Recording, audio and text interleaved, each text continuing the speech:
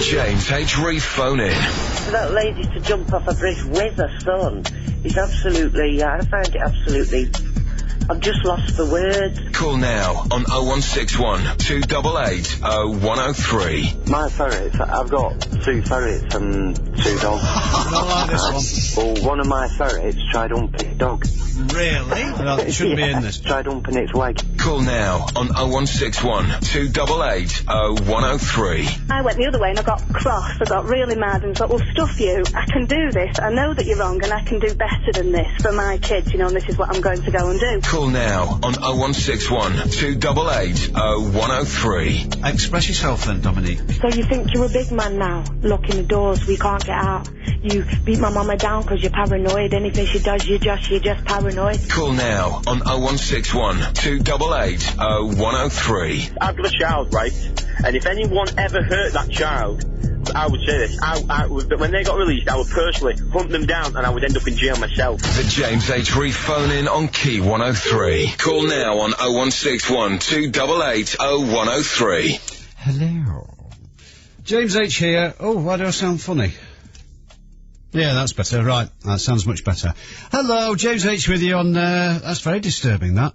On Tuesday evening, welcoming you to our 3 hours together, as usual. And now, Tuesday, now that we've got Monday night sort of general infotainment behind us, we can revert to more important things, such as rectifying all the world's problems. It's easily done. We can probably knock it off between now and 1 o'clock, I would have thought. 0161 288 01... Oh, God. 0103. Sorry, oh, that's gone. Oh, hang on a second. Excuse me 1 second. Got any PTFE tape? Oh, she's gone in the kitchen, in the scullery. Oh, well, that's the... Right, I'll have to wedge that with something. Not to worry.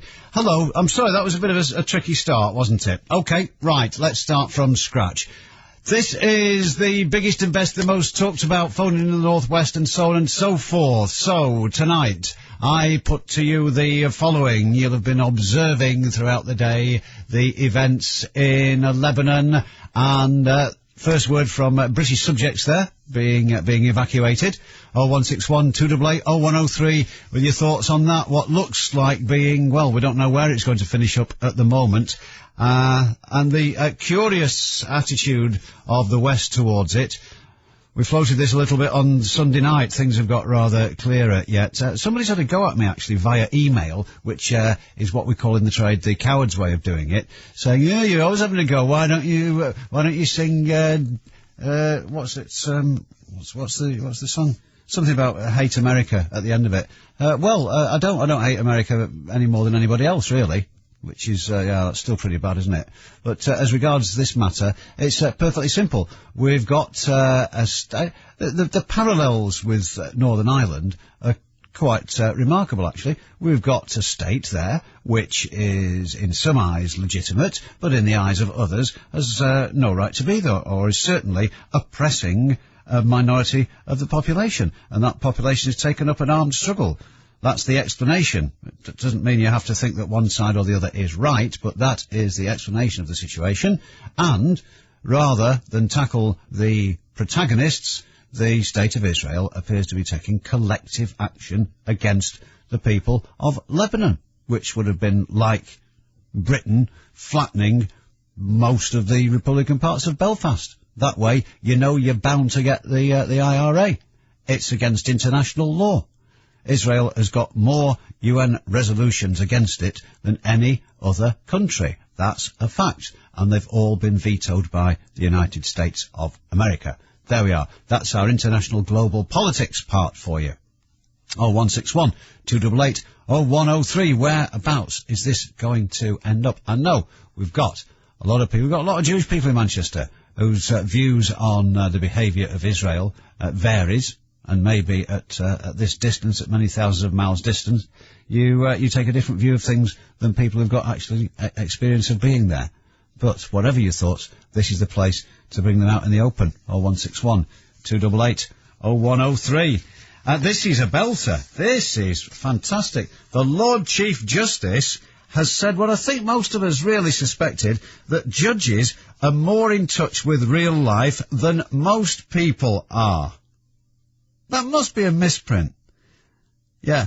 Lord Phillips, hello, said he's a rebutted allegation that members of the judiciary are behind the times and points out that they ride on buses and shop in supermarkets like everybody else. When did this happen? The judge's role in court gave them a view of all sections of society, and that contact with so many people, particularly so many miscreants, is an experience which is shared by very few members of the public. So, in other words, the judges know more about the public than the public do. That's a fact. I wonder, I must try and get hold of Lord Phillips and ask him, can he therefore explain to me why it is that on some days, on Great Clue Street, all the traffic has to scatter to let a police escort with a judge in the back of a limo to let them through. Why doesn't he get the, is it the 95? That'd drop him off, yeah, well, round the corner from Minchell Street, wouldn't it? Yeah. Anyway, that's what the most senior judge in England and Wales says about it. He says, we don't live on rundown estates.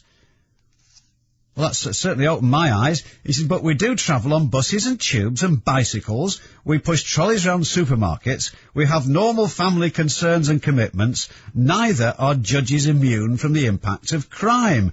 Day by day, our work gives us an insight into what is happening in all sectors of society, which is shared by very few. He also condemns sections of the media for launching personal attacks on individual judges for their sentencing decisions. You'll be aware of the recent high-profile cases which have prompted that.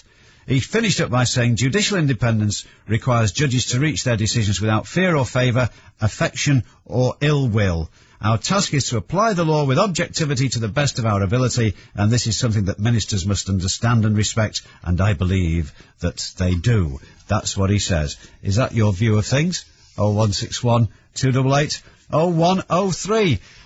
You might remember that we were sitting here, well, I was sitting here and you were wherever you were, very nearly a year ago, when, oh dear, we still haven't actually thrashed out the pronunciation of his name, have we? Gian Charles de Menezes was shot dead on a tube train in London by a large number of police officers. Well, this has now cropped up. Scotland Yard has been served with a summons over the shooting of Gian Charles de Menezes, and apparently for alleged health and safety breaches. That's right. That apparently is what it's believed they may have breached when they shot this bloke, how many times? Umpteen times, anyway. 7 times in the head. Yeah, that would affect your health and safety, I think. Right? Of course, if he'd been wearing a hard hat, you never know. Might have been a different story. The family, as you can imagine, are incandescent. But the charge alleges that the Metropolitan Police Force breached its health and safety duties owed to non-employees when Mr. de Menezes was shot dead at Stockwell Tube Station in South London on July the 22nd last year. 0161 288 0103 if you feel perhaps that we can do this, because we're not naming any individuals, are we? If you feel that perhaps the establishment has rather got hold of the wrong end of the stick there. I remember people were outraged on the night in question, feeling that it was coming to something when people could be pumped full of bullets on a tube train, apparently as part of a misunderstanding. 0161 288 0103. And as you know, we always have our finger on the pulse of our major social issues. Teenage girls who plan to get pregnant do so as a way to improve the quality of their lives. Right? This is the Joseph Rowntree Foundation, which has a long and distinguished record of highlighting the plight of the poor, which we've still got, of course, always with us. Right, it shows that girls as young as 13 see motherhood as preferable to working in a low-paid, dead-end job. You see, I haven't got that option of getting pregnant, so I have to do this. However, The common assumption is that teenage pregnancies result from irresponsibility or ignorance about contraception, but some young girls actively choose to have a baby as a way to change their life and to gain independence and a new identity. Independence from what? Independence from what? So, in other words, they won't bother doing a job, even if it is low-paid and dead-end. They will exercise their independence by signing on. That makes you fully, totally independent, eh? A free spirit, practically a soldier of fortune. And it gives them a new identity. The research was carried out by the Trust for the Study of Adolescence. Da-di-da-di-da-di-da. Britain's teenage pregnancy rate is still the highest in Western Europe and costs the government an estimated £63 million a year. I don't know where they got that figure from, but it sounds risibly low, as far as I'm concerned.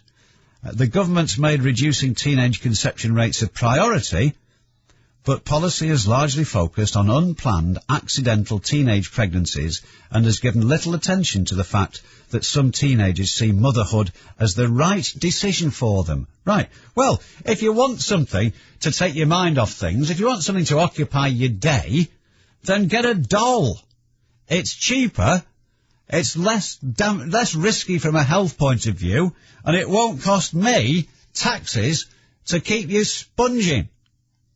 Frankly, areas of poverty and disadvantage have the highest rates of teenage pregnancies. Get away. Girls from the poorest backgrounds are far more likely to become pregnant. Of course they are. The study found that an unsettled background and bad experiences at school provided an impetus to change direction in life. Oh, that's right. OK, well, shackle yourself to a mewling brat then. Why don't you? And this is what... Now, do you remember me telling you... first-hand experience about this. In January, when I found myself staring at one of these machines in the hospital that's a combined television, telephone, radio and all this, that and the other. The members of Parliament have said that all sorts of things in the National Service are preposterous, but car parking fees, which that's just been on the news, hasn't it? And also these telephones, up to 49 pence a minute. If you've ever been in hospital and you've tried to fathom out one of those machines, it costs you about £5 worth of trial and error just to get the card working, and then it's 29 pence a minute to phone home and tell them what's going on. I used it to phone the ward and ask them how I was. Yeah, a recorded message which can't be skipped makes incoming calls even more expensive. If you've ever been in one of those, I can't remember the figures now, but they were preposterous. And on the radio, because the firm's offices are in Cheltenham somewhere, you get, instead of lovely Key 103, which is enjoyable to listen to, and I think scientific tests have actually shown speeds your recovery from all manner of serious illnesses. I might not be right about that, just check that. But you don't get Key 103 on it, you get Radio Cheltenham or Chiltern Sound or something like that, because it's the one in their office, and they pipe it through. So there you are. Is that enough to be going on to? Or we can, of course, bow to your desires and pick up a subject of your choice on 0161 288 0103. I know that normally boils down to emails with rude double entendres and knob gags, and eventually, when you think things can't get any worse, Storm Chaser comes on and drones away about nothing in his gormless Wigan accent. Well, it certainly sounds enough to keep me pinned to the radio for 3 hours. Yes, sir. 0161 288 0103. We'll start with a punter in a minute, or failing that, I might get pregnant. I'll see how I feel. The James H. Reeve phone in on Key 103. She should be entitled to it no matter what the cost. She should be entitled to it on the NHS. With Stepping Stones. See steppingstonesintowork.info. I went to Glastonbury and I can't remember a thing. Glastonbury, bring it on! I must have been there, I'm covered in mud. The best festival in history. Now it's all coming back. Radiohead, Faithless, Morrissey, Primal Scream, Scissor Sisters, The Mud, The Mayhem, The Music. Solstice. It's a label, man.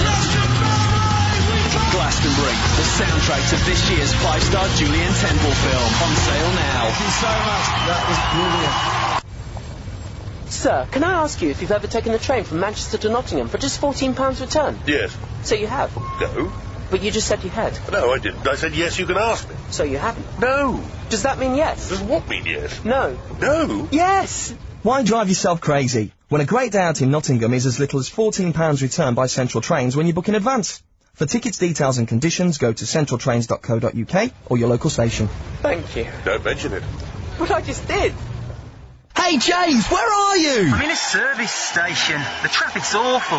You got there quickly. I bought a new Vespa LX. It's perfect for nipping around. Oh, nice. Had a pay rise, have you? No, this Vespa's going to save me so much money. And with 2 years interest-free credit, I couldn't resist. The Vespa LX50 or 125 now available with 0% finance for 2 years until the end of August. For your nearest dealer, visit uk.vespa.com. Terms and conditions apply. Oh, gotta go, mate. The crowd's really growing. And that's just around my Vespa. Jane, the freezer's broke down and it's full of food. Get to Direct Discounts quick. What if they haven't got any? Don't be daft. Direct Discounts is a domestic appliance store. They do everything. Washing machines, dishwashers, tumble dryers, fridges, freezers, gas and electric cookers, built-in ovens, hobs, hoods and loads of those big range cookers. Even American fridge freezers. All on display at discount prices. We need it now. Phone them. They might deliver straight away free. Direct Discounts is next to MFI on Manchester Street, Oldham.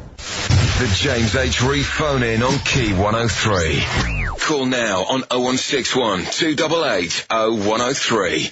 Before we engage with the Hiltons, there's something I must tell you. A couple of things that have puzzled me actually today. First of all, the Daily Express hasn't got... In fact, I might keep a copy of today's Daily Express because, as far as I can see, there isn't a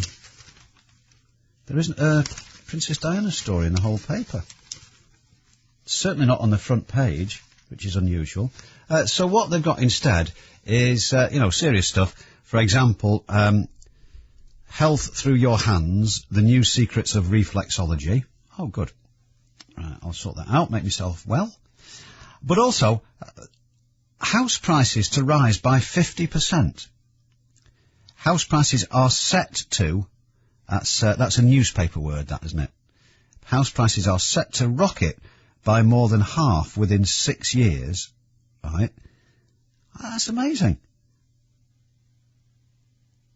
Which will see the average cost of a home top £300,000. The increase is great news for millions of homeowners who will see record equity in their properties, with average prices climbing from £195,000 to £303,000. Isn't the Daily Express the paper that's always telling us that our houses will be worth nothing the day after tomorrow?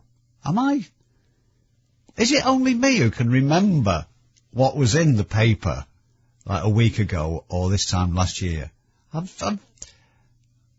sure. I can't remember. It might be the Daily Mail that's been telling us house prices set to plunge, the bubble's about to burst, tomorrow your house will be worth 39 and 11. I think it was the Express that was saying, not only will your house be worthless, but the government will fill it with asylum seekers and then take it off you.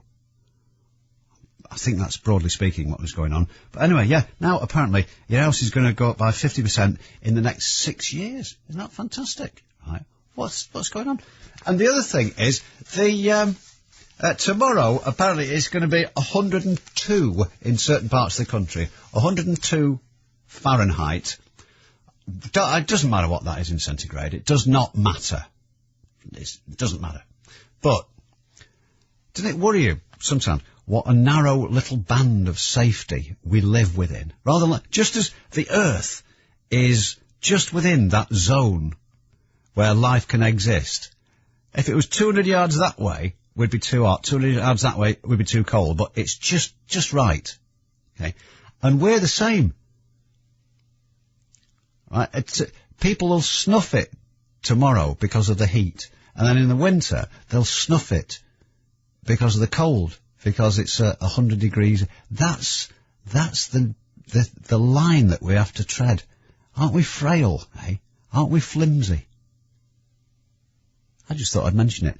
The point is that the electricity companies are now telling us, you ready, on the hottest day of the year, if not since records began, that we're going to have to stop using as much electricity. The heat wave is causing an electricity shortage. That's right. I don't know why. I really do not know why. Apparently, the demand for energy is increasing because of the heat wave. I'm sorry. I'm gradually... I mean, I've always been on the brink of despair, but I think probably within the next 18 months, obviously I'll have to ask the Daily Express for a precise time scale, but may very well go over the edge altogether. We'll see. I really, I'm sorry. I'm floundering a bit here. Isn't it a shame? You know, like, if it rains, we can store the water. But when it's sunny like this, all this energy that's making all the buildings hot and killing all the grass and all that, we can't store that anywhere, can we? It's just an inconvenience for a while, and then it's gone. We should have we should have huge storage radiators somewhere, and then we can use it over the winter. It's just a thought. I'm sure the technology's only a matter of time. Jones, I don't know where Joan is. Where are you, Joan? I'm in Newton Heath, James. In Newton Heath, Joan. Oh, whoa, and thrice whoa, James. What's the matter with you? You.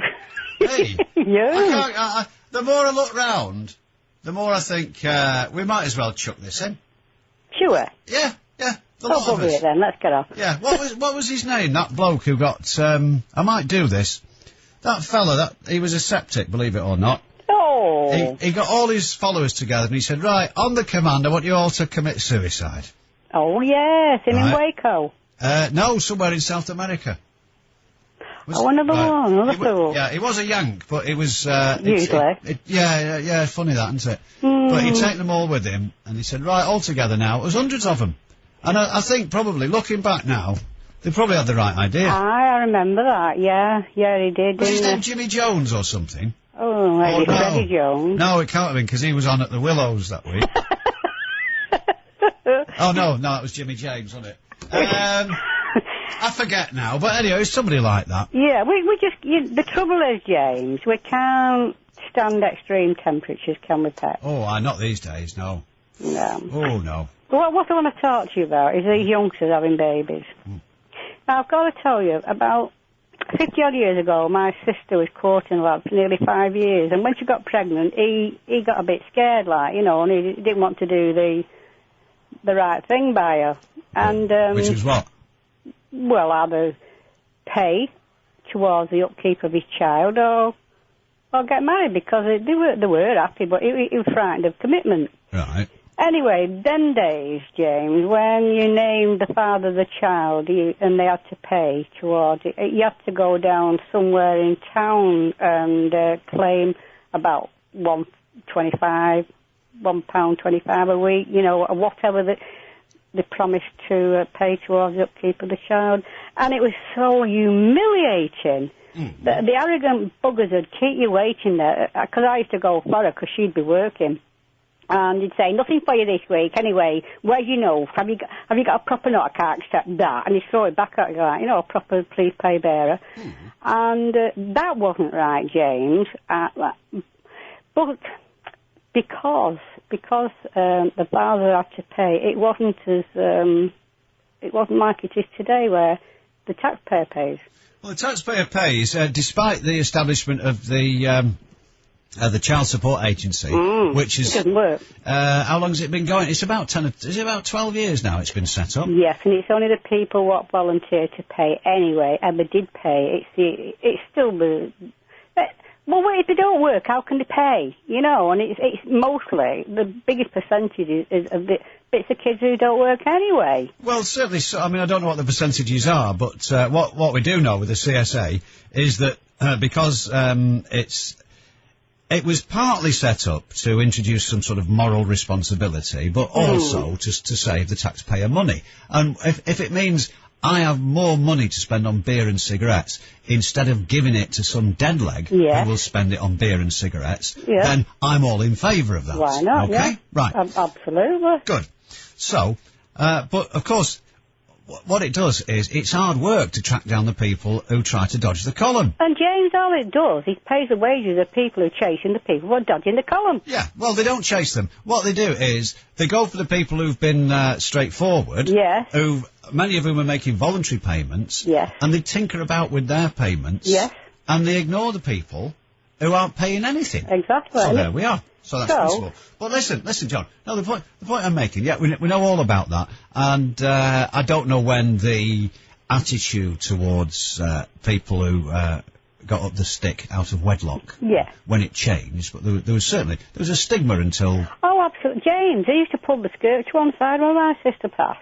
But Pardon? No, sort of keep the skirt to one side. Don't touch this girl. She's had a child. Oh yeah, it was. And that was wrong, but it's gone too far the other way. Well, it's too acceptable now. Right, but you see, what they're talking about now, the Roundtree Foundation. It's been how long has it been going? It must be about 150 years, certainly. Investigating the conditions of the poor. Okay. God forgive. I know, but what it's saying is this. That obviously a lot of young girls get up the stick because of predatory men. You know what we're like, Joan. Yeah. Yeah, always looking for somewhere to stick it. Right. Yeah. And also through irresponsibility or carelessness or looking at them stupidity. Right? But what this has said is that a lot of them actually choose that. They choose I know. to be looking after a baby from the age of 15 or something, I know. rather than take part in society. Now, they cite as their reasons for doing that the fact that the option is a dead-end job. A low-paid, dead-end job. I had a low-paid, dead-end job, but I enjoyed. I used to make I worked for Ferrantis, I worked for Mather and Platt, I worked for anybody who paid me. And that's the point, isn't it? Mather and Platt, that's rhyming slang as well. Well, it is, but I really did work for Mather and Platt. Oh, right, yeah.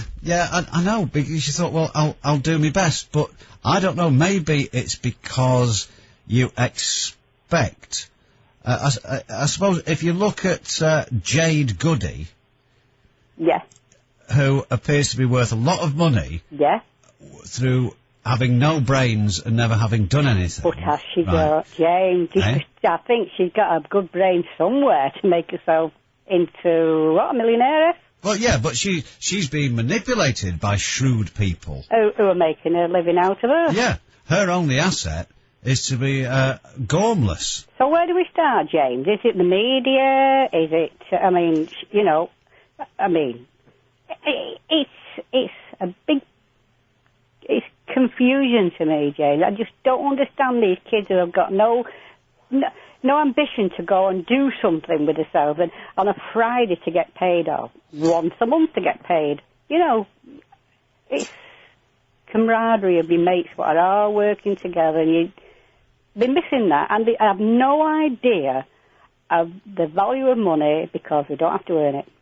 Well, maybe, perhaps, and let's be fair, perhaps expectations have been raised because some technological advances and what have you, all around you, you can see gadgetry and what. I mean, when you were a kid, Joan, television. Yeah, what you most desired was your own mangle, wasn't it?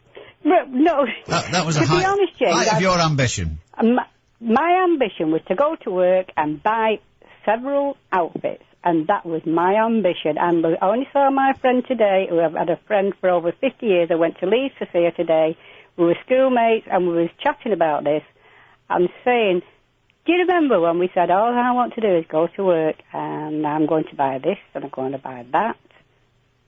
But we were machinists or whatever was going, James, and we worked hard. Well, you see, I don't understand. The trouble is, you see, you fall into this trap and you think, well, And there's always this tendency to say, well, I never did this when I was a teenager, and the fact is that to some extent, you did. I mean, I was just as interested in the bands at the time and the... Of course so was I. And what have you. So... I think that's the age-old criticism of teenagers. No, James, I'm not criticising. I'm really not. Every age has. Well, let's face it. The kids, when we were so naive at 16, this is what we were saying today. We were as naive as a 9-year-old today. We knew absolutely nothing. We was like a 9-year-old is today. In fact, probably the 9-year-old today know more than we did at 16. That's not the point, James. Our ambition was to go on and earn money because there was nobody going to give it you if you didn't. And that is where the infrastructure of NHS and everything else is falling apart because there's not enough people earning money to put in. Well, what's wrong now? Why would you choose? See, you described your modest aims, which were to... Yeah, because there wasn't as much to desire then. Okay, we know that. There wasn't as much on the market to buy. Right. I understand that. But you wanted to slowly acquire some material what wealth. Was within our reach, yeah. And move up the prosperity, move up your prosperity curve. Yeah. Matron. Right. Matron. Right up it, yeah. However, so what's going wrong? Is it that people look... Maybe it works this way. You look and you see people who become famous through... being famous, yeah. Yeah, through being famous. Like we say, somebody's earning a living on the backs of them. Right. Oh, yeah, well, that's all right. They're entitled to. I mean, that's always gone on, you know. Yeah, Joe Lewis had people earning a living off the back of him. All he could do was knock people out in the ring. Yeah, they just carried the towel around, yeah. Right, that's always gone on. Right. And he's manager and publicist. But do they look and say, well, wait a minute, he's making a lot of money because he F's and blinds on the television. She's making a lot of money because she was on a show and she's thick. They're making a lot of money. Now, yeah, so why am I not doing as well as them? Because I'm just as thick, lazy and foul-mouthed. Therefore, I should be earning that kind of money. I can't. And I can't... There's an essence of something somewhere. There's something going on. And I can't get a decent job because I'm too stupid, so that obviates that. So what I'll do instead is, I'll have a baby. I see what you're saying, James, yeah. I see where you're going, yeah. And, it's all swirling round in my head, Joan. I know, I can feel it from here. Oh, can you? Yeah. Well, look, you've got up somebody's nose in Northwich now, which is fine. I don't mind that. No, it keeps it going, doesn't it, James? You might get famous yet, Pet. How many kids you got? Three.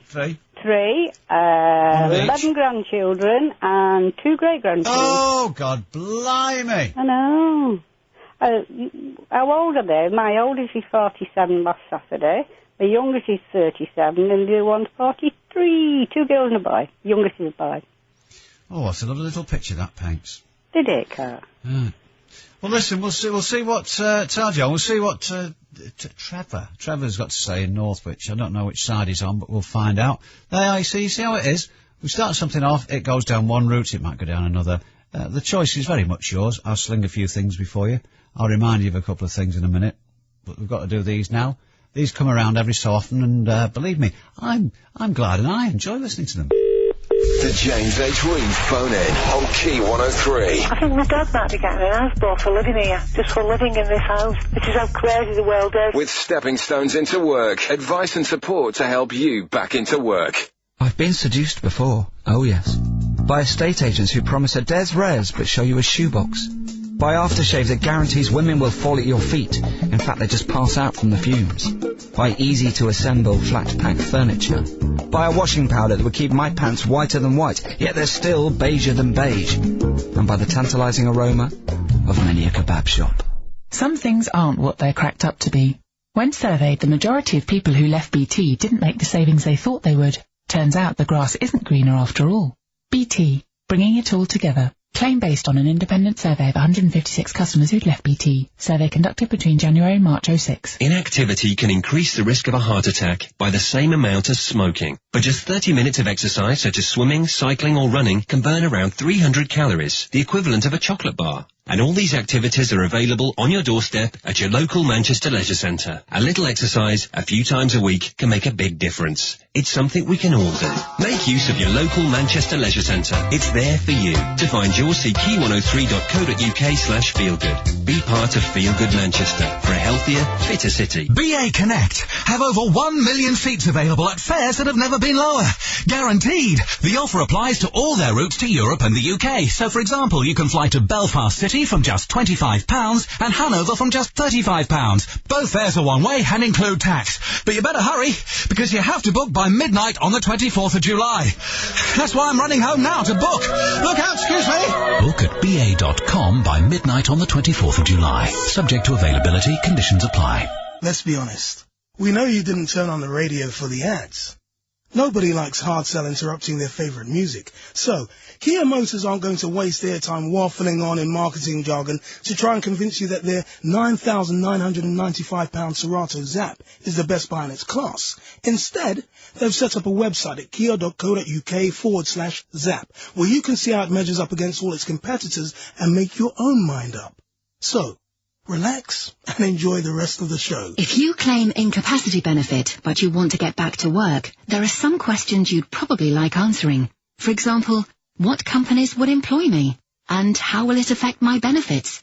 Then you've got the other issues, such as have I got the skills to go back to work? You may even lack the confidence to take that first step back into employment.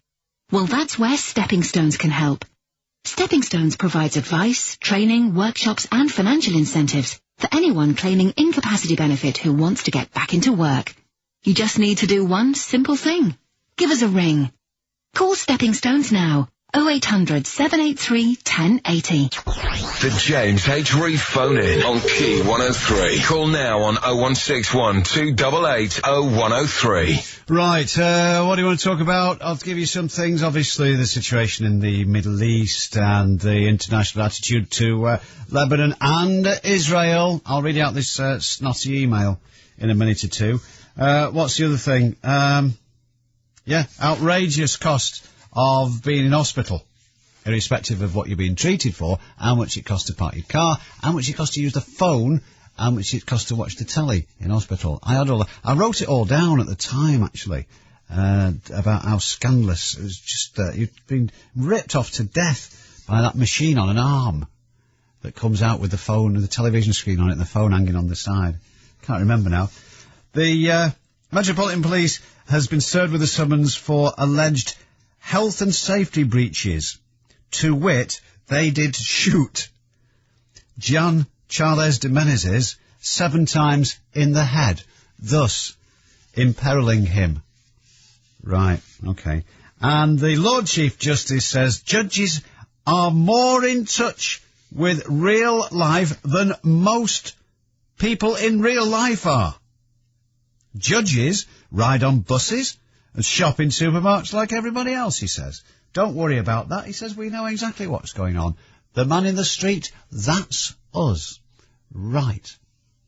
Trevor in Northwich. I won't ask you to comment on any or all of those if you don't wish. What is it you wanted to talk about?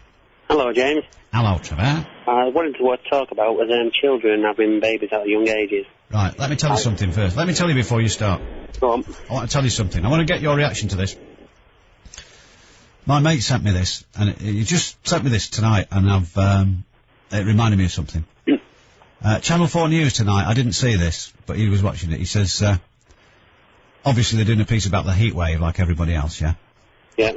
It explained in great detail the level of alerts that the government implemented since 2003. At the moment we're at level 4. That means that extra provisions for care must be made by local authorities.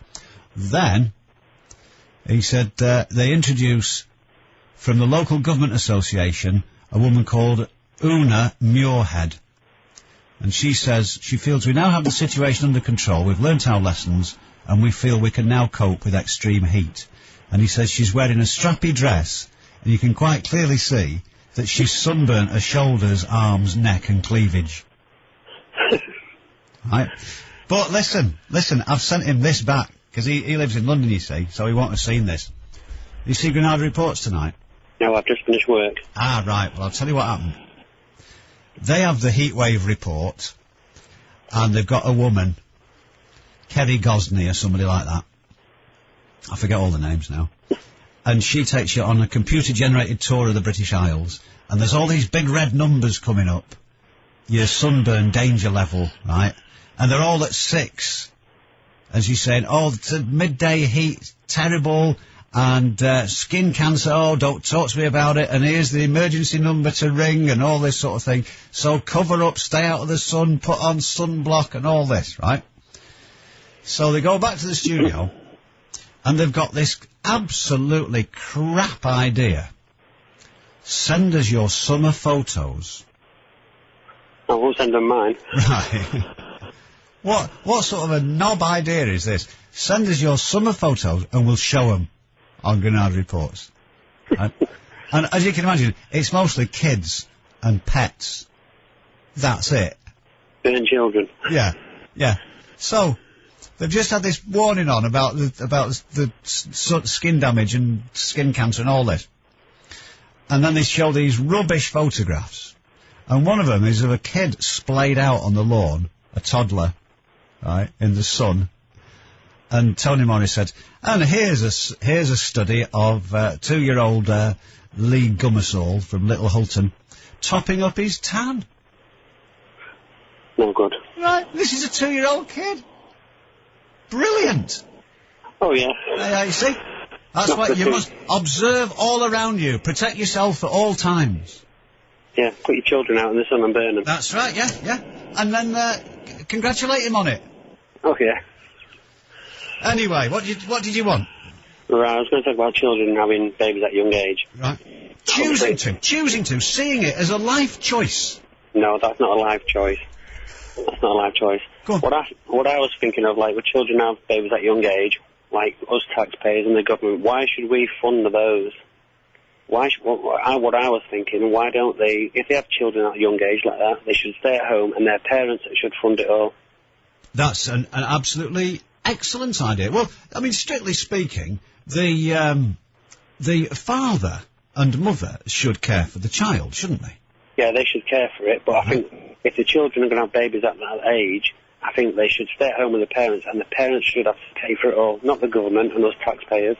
What if the parents are skint? What if they're schnorrers as well? Well, they should look after the children then, shouldn't they, really? So they should stay in, give up most things in order to provide for the child?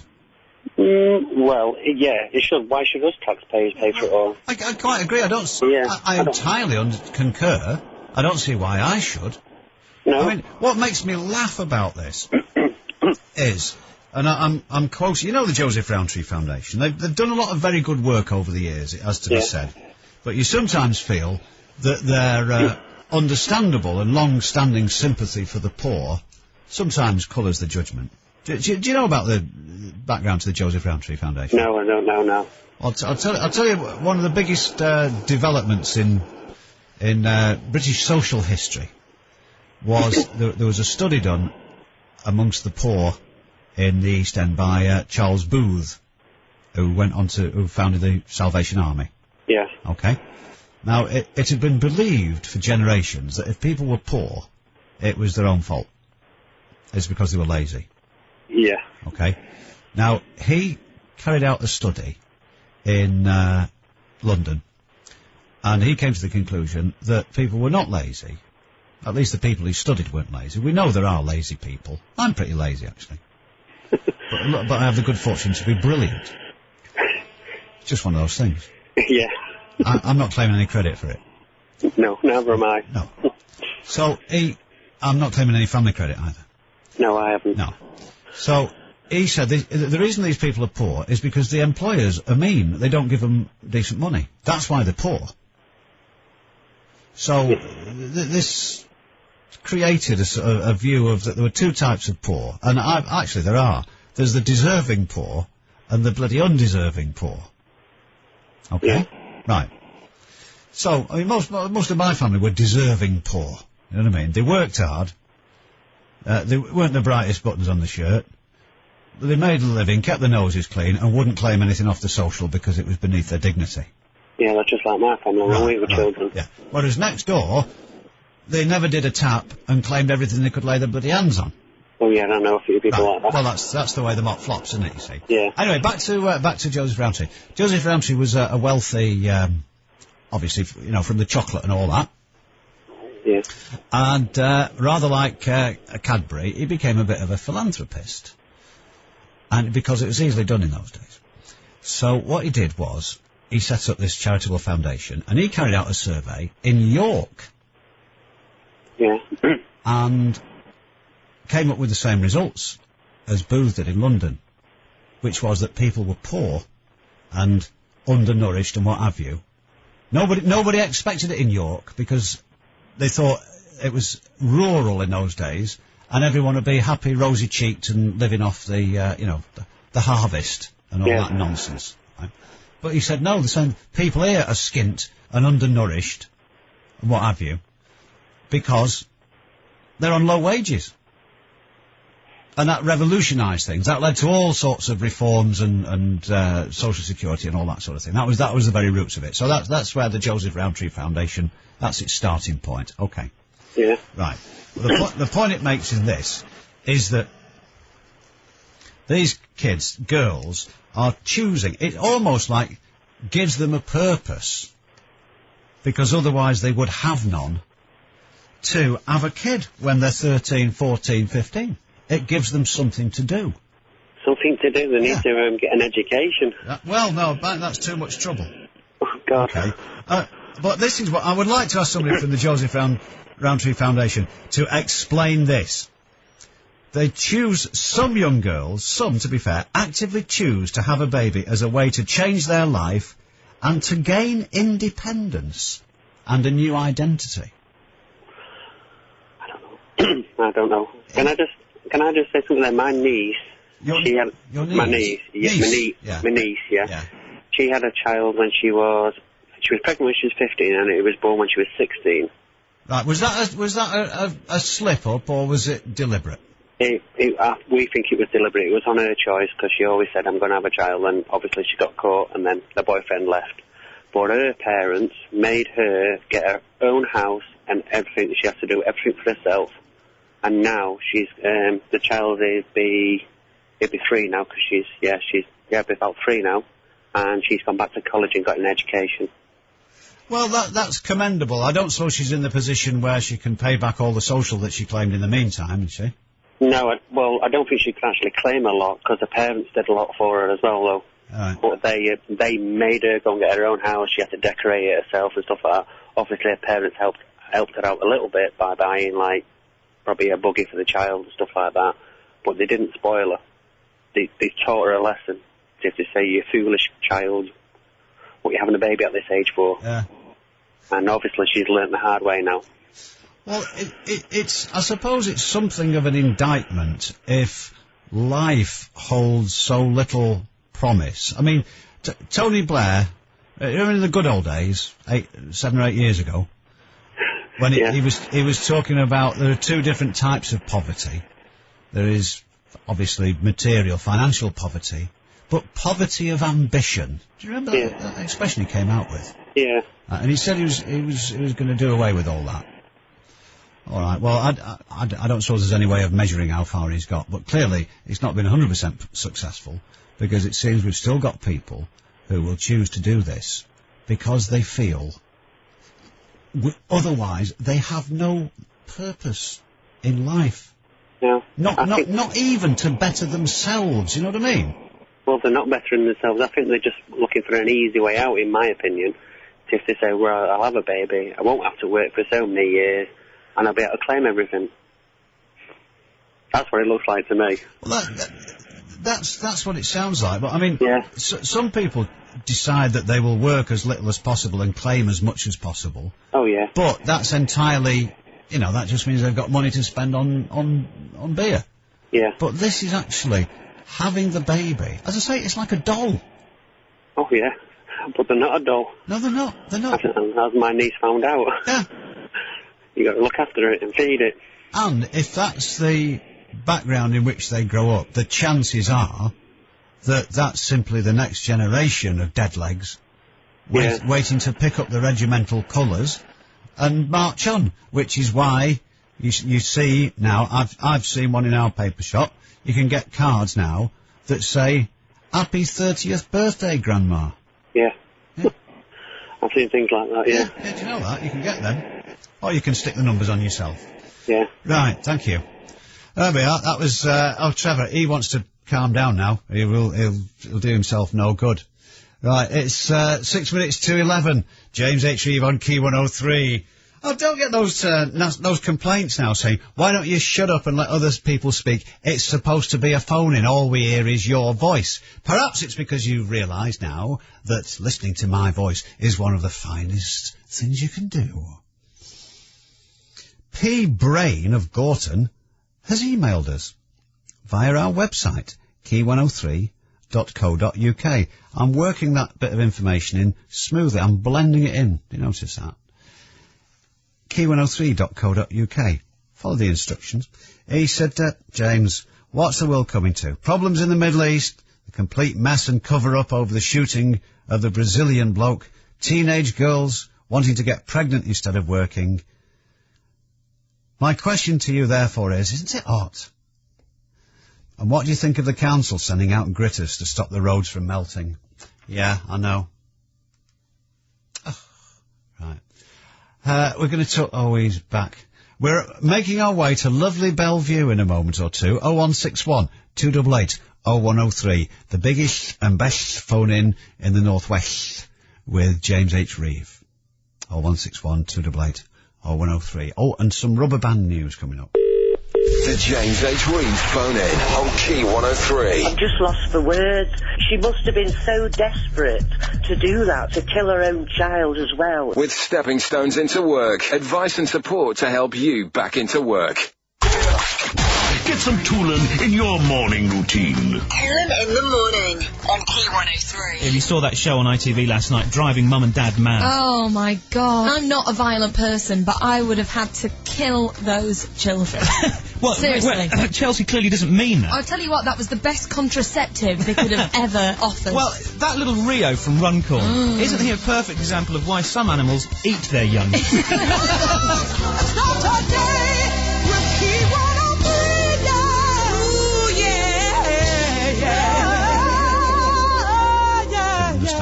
I went to Glastonbury and I can't remember a thing. Glastonbury! I must have been there. I'm covered in mud. The best festival in history. Now it's all coming back. Radiohead, Faithless, Morrissey, Primal Scream, Scissor Sisters, The Mud, The Mayhem, the music. Solstice. It's a label, man. Glastonbury, the soundtrack to this year's 5-star Julian Temple film. On sale now. Thank you so much. That was brilliant. Key 103 are bringing Thomas and Friends to Manchester. Tickets are on sale now, so don't miss out. Call the Key 103 ticket line on 08701 223 103 or book online at aloud.com. Thomas and Friends at the MEN Arena on Saturday the 5th and Sunday the 6th of August. Only with Manchester's official concert station, Key 103. The James H. Reeve phone-in on Key 103. Call now on 0161 288 0103. Sorry, just doing a bit of, right, technical stuff there. You wouldn't understand it. Thank you. What was I going to say then? Oh yeah, we got another consignment of rubber bands, and something else I've forgotten. Oh yeah, funnily enough, I spoke too soon, didn't I? Right. I've just heard you on the radio, from Albert Einstein in Gorton. He says, I've just heard you on the radio talking about how we can use the power of the sun for power. Okay. Well, I'm working on a project at the moment that uses something with a lot more power than the sun, and it is the hot air that comes out of your mouth every night. Hopefully hopefully, soon I will come up with a plan to harness this massive power source. Then the world's problems will be over. Albert, not only brilliant physicist, but a smile, a song, a special theory of relativity. Yes, a fine stand-up comic. Although, what is he standing up? How does he know whether he's standing up or not? It could be upside down. Hey, brilliant. That's so good. I love that. I love the hot air gag. That's really funny. You could apply it to, Parliament, couldn't you? That would be a really, an exceptionally funny gag then.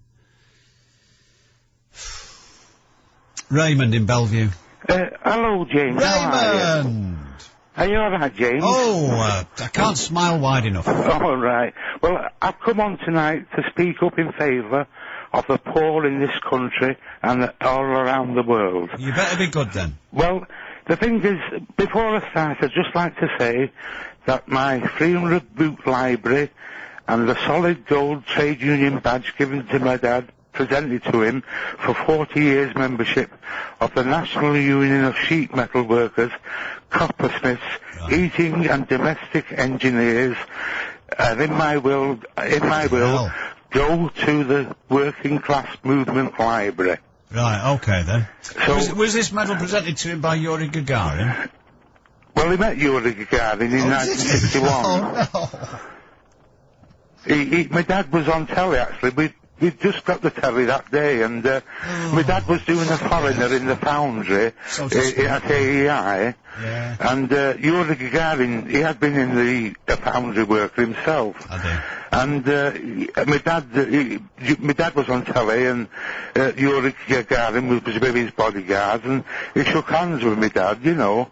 And my dad was doing the foreigner at dinner time. The foreigner is like doing a job for a friend. I know. No, well, the younger listeners might not know because of the decline of the manufacturing industry.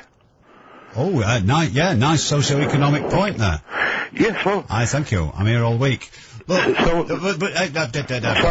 James. No. The other thing, there are certain parts of the country... Right, Raymond, you'll have to move the... I'm sorry, I'm breathing too loud, I'm sorry. Yeah. Right, because normally calls like this are aren't they 90 pence a minute? Anyway, listen, oh God, I've forgotten what I was going to say now, this is terrible. Oh, this is shocking. In the country, you said, that's all over the country. Oh, that's right, yeah. The expression doing a foreigner... If you use it in other parts of the country, they don't know what you mean. They think it means something, probably a bit improper. Violence against a foreign person. Or worse. Oh, I see. Yeah, unwanted approaches, unnecessary overtures. So, but we know what doing a foreigner means. Right, okay. But the thing is, when we see on the television, they're going on about Ireland, about the Celtic economy and the Celtic tiger economy in the Irish Republic, and all the lads drinking the Guinness and coming over for the Cheltenham Gold Cup. But I was reading an article in the Irish Post, the latest Irish Post. It's a newspaper for the Irish people who live in Britain. Yes. And in Ireland, the richest 20% earn 12 times as much as the poorest 20%. And that's not propaganda. That's from the government-financed National Economic and Social Forum. Well, that's the measure, you see, of a successful economy. Well, the poorest people, they're in mind-numbing, soul-destroying jobs. And, they suffer a premature death rate 3 times higher than the richest people in Ireland. Yeah. And the richest people in Ireland, they've been made more and more rich. They don't even bother to look at the poor anymore. Well, listen, Raymond, let me tell you something now. Let's look at this from a utilitarian point of view. Yes. Right? If, let's say, let's put it this way, and you could apply it to, Soviet Russia, you could apply it to most parts of the Third World. Yes. Let's assume that previously, in the days when the Irish economy was pretty much a joke. Yes. let us assume that, shall we say, 90% of the population... 90... Yeah, all right, for the sake of argument, 90% of the population lived in poverty. Yes. And the death rate, the mortality rate was such and such, the average life expectancy was so on, infant mortality was this, that and the other. Like what was written in The Condition of the English Working Classes by Frederick Engels in 1845. Absolutely. The perfect slum. All this sort of thing. Anyway, let us suppose that some people become very, very rich. Yes. And they live longer. Which they do. Right. Therefore, the average life expectancy has increased. The average earnings have increased. Yes. Even though it's a tiny percentage who are earning entirely disproportionate amounts of money and reaping the benefits. Yes. Right? So, from a utilitarian point of view, things are better. You mean, well, the figures on the economic balance sheet maybe, but what really matters is the starting point. You know, 7% of, let's say 10% of £100 is £10, but 10% of £1 is only 10 pence. Yeah, but listen, look at it this way. You and me we've both got 10 quid to last us through the week. Yeah. Right? I have a pound on a lucky dip, and I win £1 million. Yeah, that's the working man's dream to win the pools or the lottery. Well, those two at McDonald's did, didn't they? I don't know. I didn't follow that story. Yeah, two punters at McDonald's won £1 million on a quiz show. Right? So our average wealth then is £500,005. Oh, yes, between us. Except I've got £1 million. Less a pound for the ticket, right? I've got £1,009,000 and you've got a tenner. Yeah, it's a bit... I'll let you talk. Sorry, so collectively, our situation has improved enormously. You're still in the cart, but I don't care. Yeah, I mean, it's also like that joke. It's a clean joke that Bernard Manning told. I can tell you. Hang on, let me write this down. He said there was two friends, and one said to the other, well, if you had two Rolls Royces, what would you do? And he said, well, I'd give you one. And he said, well, if you had two yachts, what would you do? He said, well, I'd give you one. And he said, if you had two chickens, what would you do? He said, now clear off. You know I've got two chickens. Yeah, exactly. And thank you. And I'll just say that I know I might have said in previous conversations that I'm comfortable, but I'm not looking for sympathy, James. But my parents both had Parkinson's disease. What, you're going to say diarrhea then? No, I nearly got mixed up, but I did look after them for 23 years, so I think, and I was the only one at the funeral, so...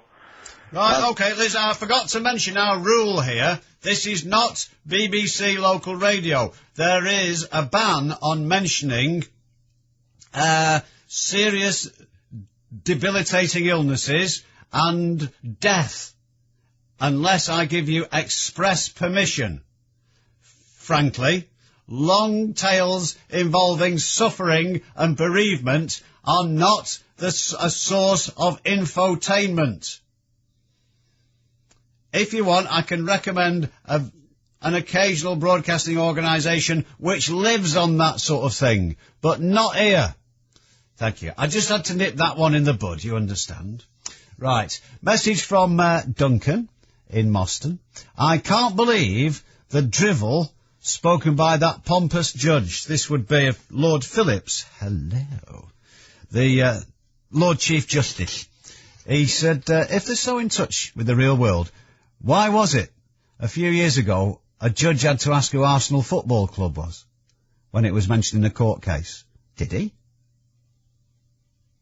Don't remember that. Did he? Certainly a judge had to, asked who Gaza was. That's a fact. You would have thought, in the supermarket, or on the bus, perhaps not on his bicycle, because there wouldn't be anybody else on his bicycle with him to talk to. But I might have had a tandem, I don't know. But you would have thought that he'd have gleaned who Paul Gascoigne was from somewhere, wouldn't you? Yeah, I don't know whether that's the one you're thinking of, but that did happen. Whether the Arsenal thing happened, I don't know. Last year a judge used his knowledge of the law when he was caught with child porn on his computer. He got away with it by saying it was for research purposes. Yeah, did he? Right. There we are. Much obliged. Yeah. Lord Phillips says that members of the judiciary are not behind the times. He pointed out that they ride on buses, shop in supermarkets like everybody else. Day by day, our work gives us an insight into what is happening in all sectors of society. An insight which is shared by very few. So they know more about the average hillman than he or she, him or herself does. Got a bit bogged down there. I had to think about that one for a minute, but we got there. Right. He says, we don't live on rundown estates. Well, that's probably fair to say. Yeah, he was actually speaking at the Lord Mayor's annual dinner for judges at the Mansion House in London. He wasn't saying this in the come soon Chinese takeaway after closing time. But he did say, though, we do not live on rundown estates, but we do travel on buses and tubes and bicycles. We push trolleys round supermarkets. We have normal family concerns and commitments, and neither are judges immune from the impact of crime. That's right. Why? Only recently I had one of my swans stolen.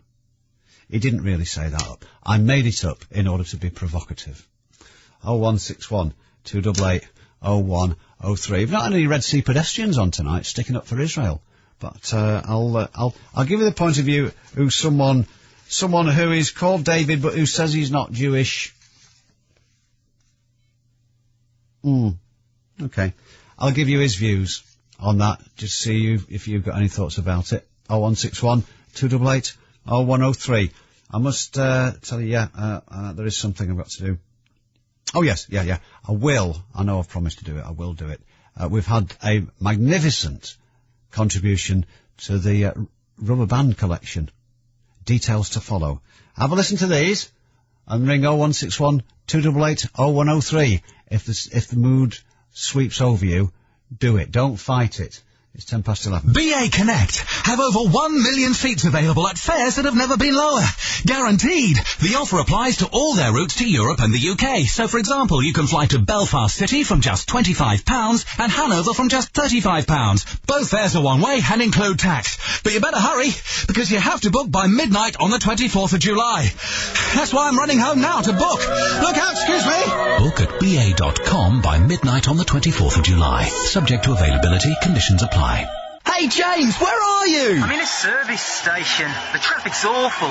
You got there quickly. I bought a new Vespa LX. It's perfect for nipping around. Oh, nice. Had a pay rise, have you? No, this Vespa's going to save me so much money. And with 2 years interest-free credit, I couldn't resist. The Vespa LX50 or 125 now available with 0% finance for 2 years until the end of August. For your nearest dealer, visit uk.vespa.com. Terms and conditions apply. Oh, gotta go, mate. The crowd's really growing. And that's just around my Vespa.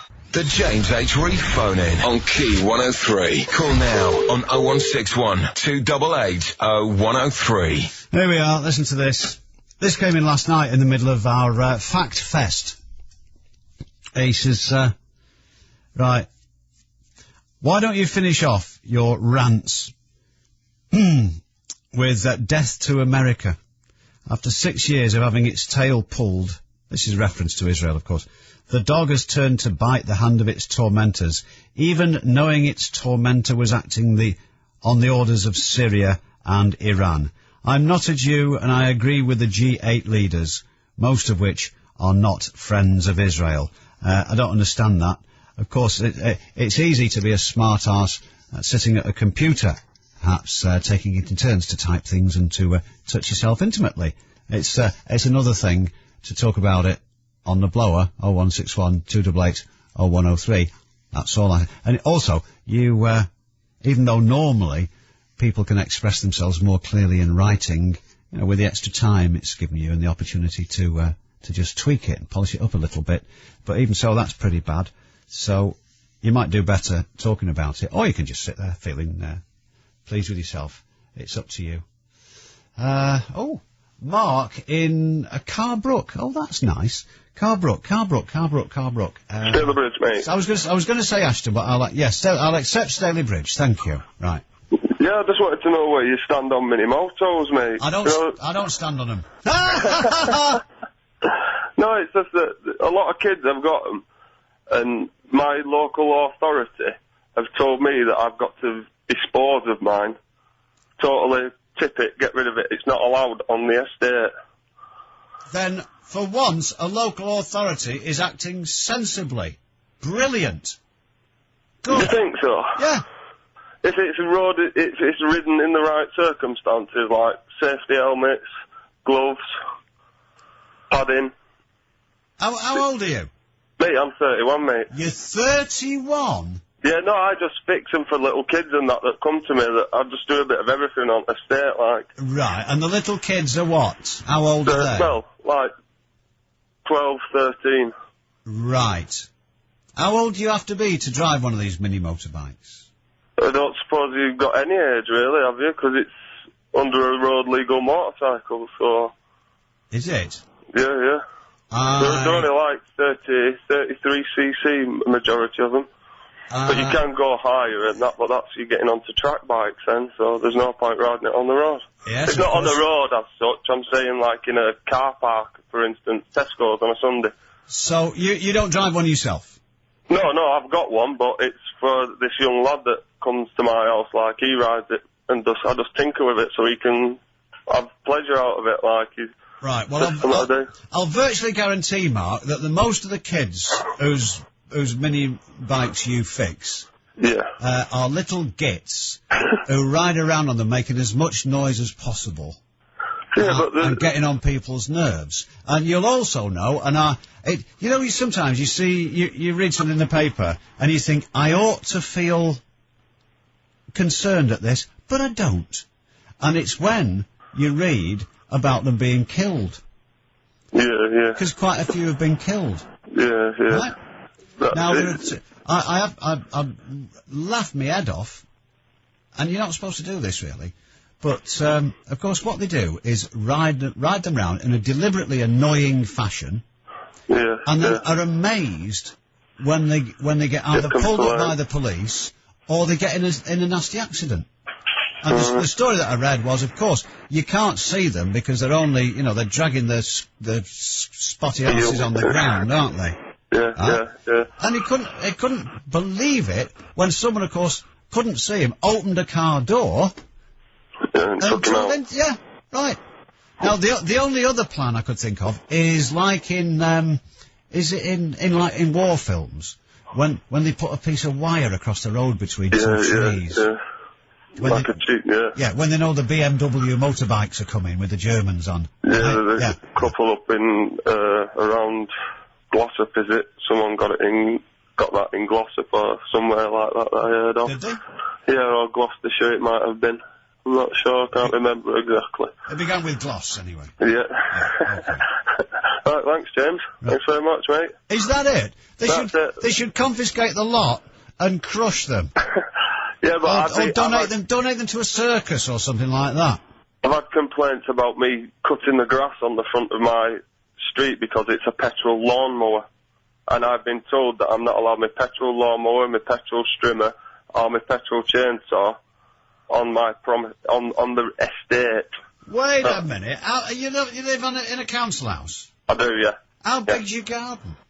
No, it's just for like when you go, I do bits and bats of everything. I cut lawns and decorate and out you want, so yeah, I've just got bits and bats of everything, and if it needs servicing, it needs servicing, so I do it at home, on the street, or in my back garden, and I'm not allowed to start it up in my back garden to make sure it's running right.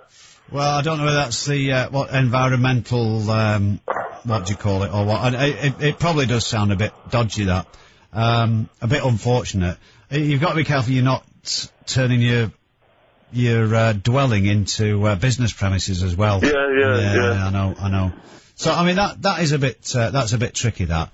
But the mini motorbikes, yeah, absolutely, confiscate them. patio heaters should be against the law, and mini motorbikes should if they want to if they want to do something like that, let them go like on a but they won't do it. They will not do it. It's the act of rebelling. If you said, right, what we're going to do is we're going to organise a mini motorbike club and come along every Saturday to the park, and somebody from the council will show you all this, and we'll give you a bloody mini motorbike. Nobody would turn up. Nobody would turn up. Yeah, because it's not dead. We're not getting up anyone's doors, it's not breaking the rules. They build, the councils build, skateboarding places. And you only get like you only get the mill houses of this world using them. The others which are running unattended and most dangerous, because if they were attended, they'd make them wear helmets and safety guards and wristbands and stuff like that. Yeah, but instead, they'd rather go down the precincts. Yeah, where and it causes as wreck much... out town hall steps and stuff like that. It is in the very nature of youth. That's what it is. But I tell you, I've been banging on about these. I'll tell you this one. I saw one of these gits, and I mean, all right, kids, you can sort of understand it, but it was the lights on the East Lancs Road at the top. I think it was top of Lancaster Road. And I've mentioned this before, and I see this lout, and he wasn't a kid. He looks as if he was in his 20s, right? I mean, he made Wayne Rooney look like a model in an aftershave commercial. Honestly, this bloke. A real... Cracker, was it? Yeah. What we call in the trade a mouth breather. You know, that you picture what I'm getting at? No. Like that. Right? And he's like that, sat on this mini motorbike, and he drives it across the road. He waits while the lights change. And he was like, the thing's small. I mean, a fat person could quite easily lose one of those bikes and never see it again, couldn't they? Yeah. You know what I mean? Without medical intervention. Right? What was it he did? There's a woman waiting to cross the road. So anyway, he cuts her up. She's waiting at the lights to cross over. And then he rides, straight across in front steering with one hand, picking his nose with the other. Rides it across. And then the lights are against him to go across the other carriageway because of the traffic turning right. But he does that anyway. And then he goes off along the cycle path. And I thought, really, mate, if you got hit by a car... Not stand a chance, you'd just roll like an egg down the road, wouldn't you? Smashing it to bits. But also, I would eventually send for an ambulance. Yeah. Yeah. After a giggle or two. But I'd really take me time, you know what I mean? Yeah. Or I might not bother. Round them all up, put them in a crusher, or donate them to good causes. That's what I'd do. I don't know if you've got... Tell it, what is the situation on those? I mean, for God's sake, they're a motor vehicle. They're a motor vehicle. There must be some legislation. All right, if you're on private land, then you may very well have a certain amount of licence. Tell us what the legal situation is on these mini bikes. But I have to say, I very much doubt that in Carbrook, or I think I saw some in Bessick the other week, I very much doubt whether the local people own that land outright, whether they have shooting rights on it. Oh, well, they do, don't they? No, I meant more grouse shooting, really. I know there's plenty of shooting goes on. What is the legal position on these mini motorbikes? The legal position. I know what the moral position is. This shouldn't be allowed. Quite simple. We're going to cheadle in a tick. Do you want a rubber band update? I must do it, yeah, I must do that. Hang on then, listen to these, then rubber band, then Robin Cheadle, and then, who knows, could be you. 0161 288 0103. The James H. Reeve phone in on Key 103. That's kids for you these days. They don't stick to the laws anymore. They don't bother with them because they're not scared of the police. They're not scared of the government. With stepping stones into work, don't let disability stop you working. I went to Glastonbury and I can't remember a thing. Glastonbury, bring it on! I must have been there. I'm covered in mud. Now it's all coming back. Radiohead, Faithless, Morrissey, Primal Scream, Scissor Sisters, The Mud, The Mayhem, The Music. Solstice. It's a label, man. Glastonbury, the soundtrack to this year's 5-star Julian Temple film. On sale now. Thank you so much. That was brilliant. BA Connect have over 1 million seats available at fares that have never been lower. Guaranteed. The offer applies to all their routes to Europe and the UK. So, for example, you can fly to Belfast City from just £25 and Hanover from just £35. Both fares are one way and include tax. But you better hurry, because you have to book by midnight on the 24th of July. That's why I'm running home now to book. Look out, excuse me. Book at ba.com by midnight on the 24th of July. Subject to availability, conditions apply. At Renault, we don't think you van drivers get the credit you deserve, especially when you consider how hard you work. I mean, we've reduced the cost of our fuel-efficient Quick Shift 6 package by £400 on traffic and master vans until the end of August. But is that enough? We don't think so. That's why I'm here in the boot of the Transport Minister's car, ready to ask him a few probing questions when he opens it. Oh. Getting a bit of cramp. Renault, we love you guys. Visit renaultvans.co.uk to see how much. The James H. Reeve phone in on Key 103. Call now on 0161 288 0103.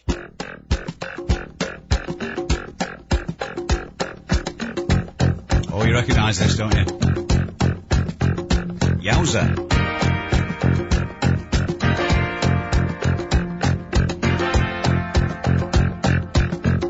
Start now.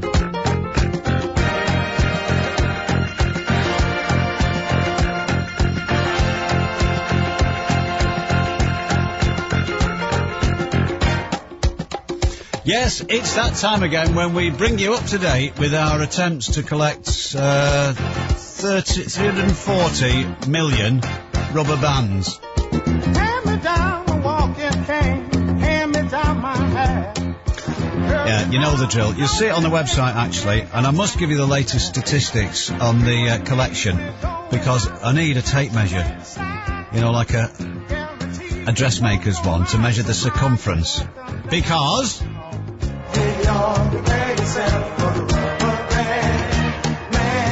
Daddy, it's easy. These Herberts who do, like, afternoons, it's a piece of cake, this, isn't it?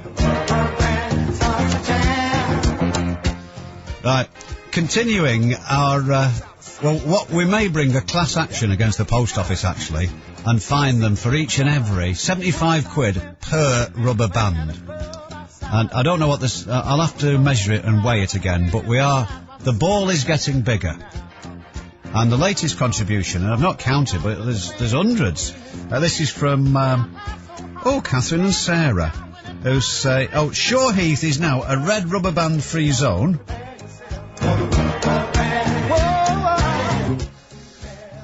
See what I mean? Just mixing it a bit. Bam. Hi James, here's more for your collection. You must have huge red piles by now. As it happens, yeah. But anyway, thank you. Me and Nat are going to, when we have our debriefing, we're going to spend the small hours of the morning putting the new arrivals round the existing ball of red rubber bands, right? And we'll put a photograph of it on the website. We'll find it.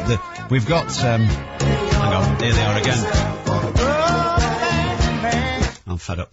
Right, when we can find the works camera, I'll take a picture of it and put it on the website. But it is, I would say it's about the size of a coconut now. So thank you very much. Thank you, Catherine and Sarah. That's very kind of you.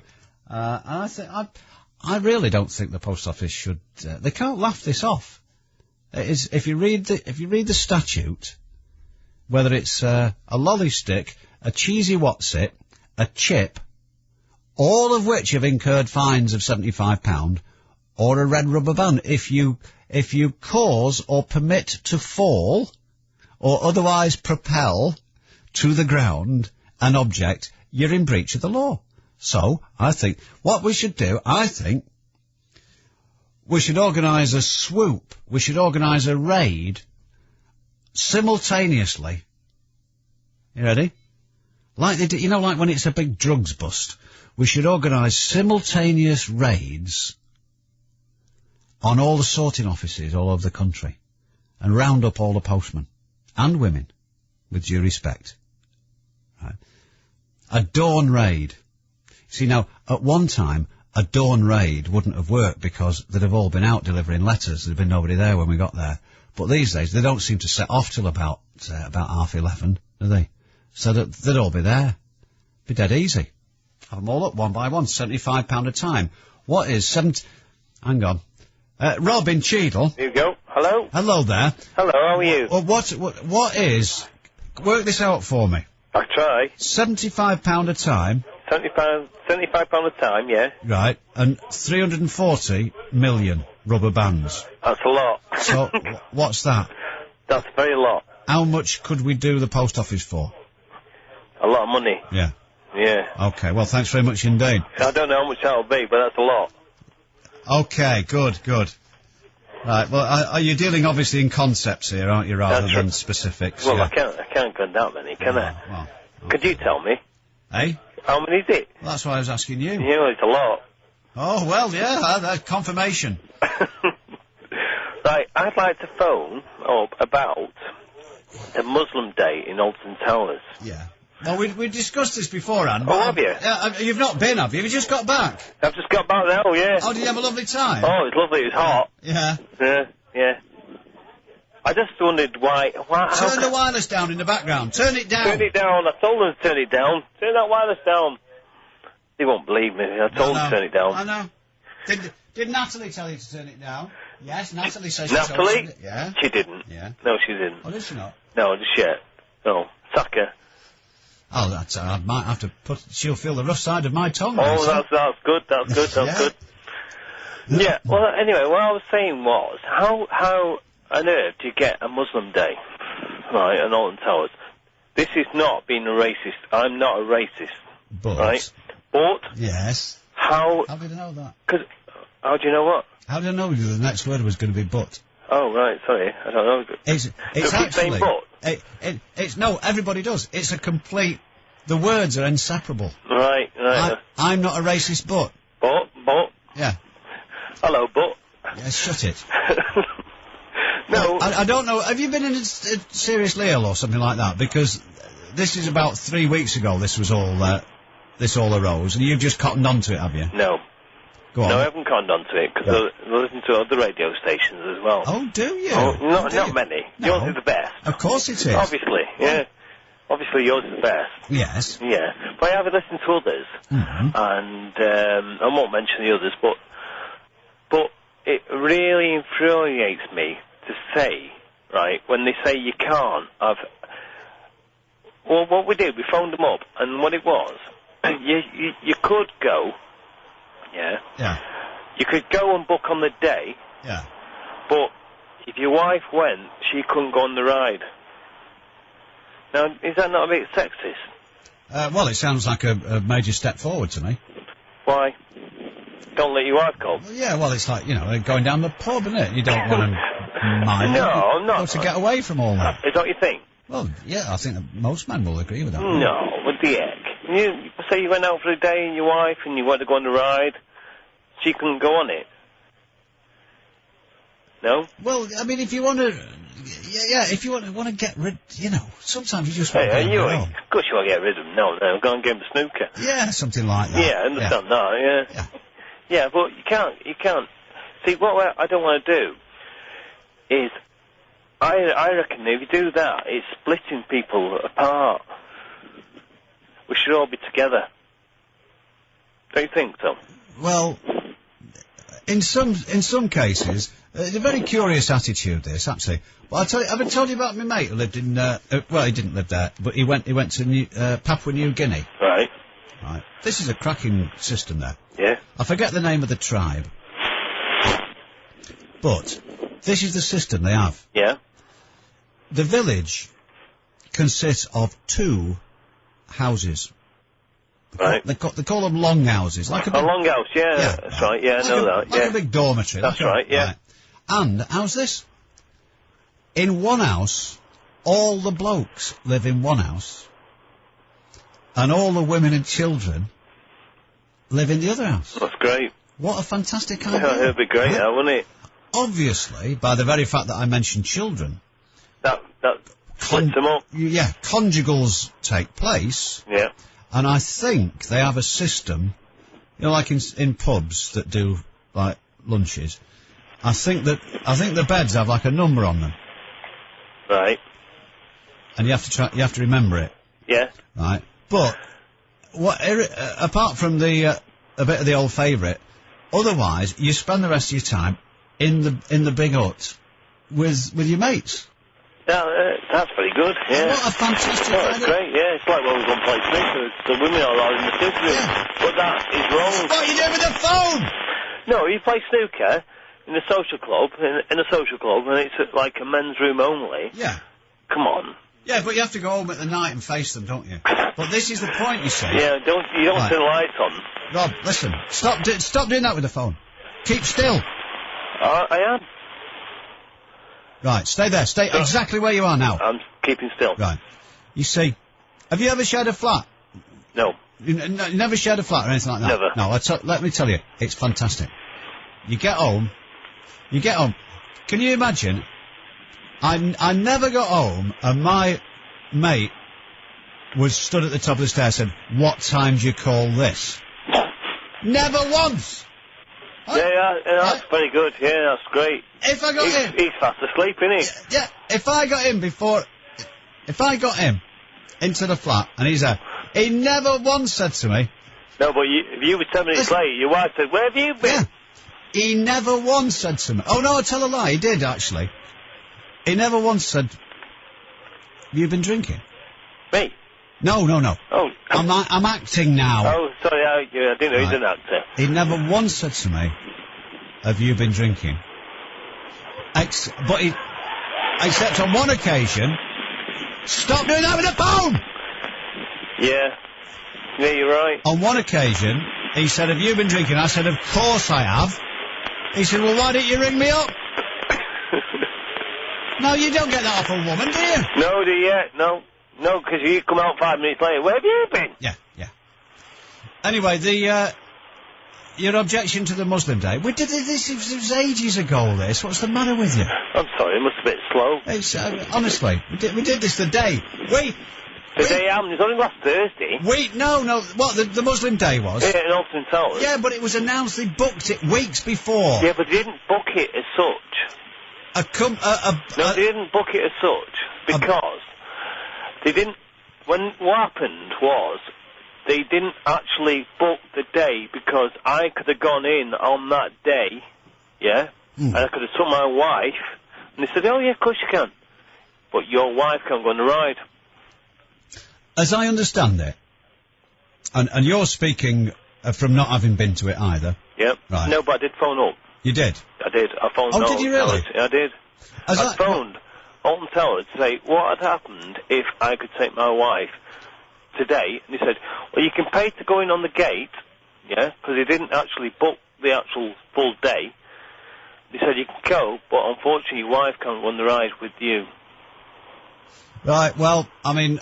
and I phoned him. I suppose there is a matter of principle at stake there, but I understand what you're saying. In actual fact, on a practical level, it's very, very sound. So I can't get particularly worked up about that. No. But a lot of people complain of it being an exclusive event. But apparently, what happened at the time was this bloke booked the park. He didn't actually book the park. Well, this is what was said at the time. Yeah. That he had booked the park. Hold it. Yeah. This is what was said at the time. Yeah, I understand what you're saying. Right. He'd booked it. Everything was being done in a Muslim style. Yep. But anyone was welcome to go. But you had to book your ticket through. You had to buy your ticket off him because he'd bought up all the tickets for the day, if you like. That was the story that was going about at the time. Well, I phoned up. Yeah. And yes, he didn't actually book the full day.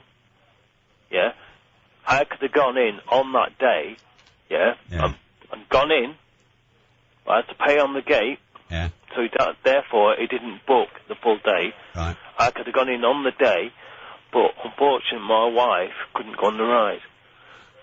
Well, it does sound bizarre, frankly. It's wrong. Yeah. It's wrong, but what I don't like is, if you have Muslim Day, whatever, but could you have a Christian Day? A white Christian Day? You couldn't, could you? Well, you're venturing into territory which the hell... I don't want to go into that. No, you're more than welcome to, because it's something that we should discuss. This is territory where our Hillmans feel particularly at home. And I would not discourage people from airing their views. Their views. Yeah, and their objections, because if you do a BBC and you go, oh, well, we can't allow you to say that, then that merely reinforces people's view that any dissent is stifled and suppressed, right? And that merely makes the situation worse, because they feel as if everybody else is allowed to complain except them. Yeah. Right.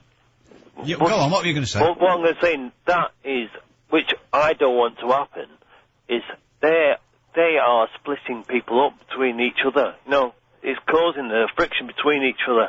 We shouldn't have it. We should just have a day. Muslims can go, whites can go, all together. Be all joined together. Well, I'm not sure I'd travel very far for that anyway, to be honest with you. Why? Well, Alton Towers is a waste of time, isn't it? Oh, yeah, no, yeah. Yeah, but if I said, though, can I phone up tomorrow, right? Seriously, if I phoned up Alton Towers, this is not being racist. I'm not racist.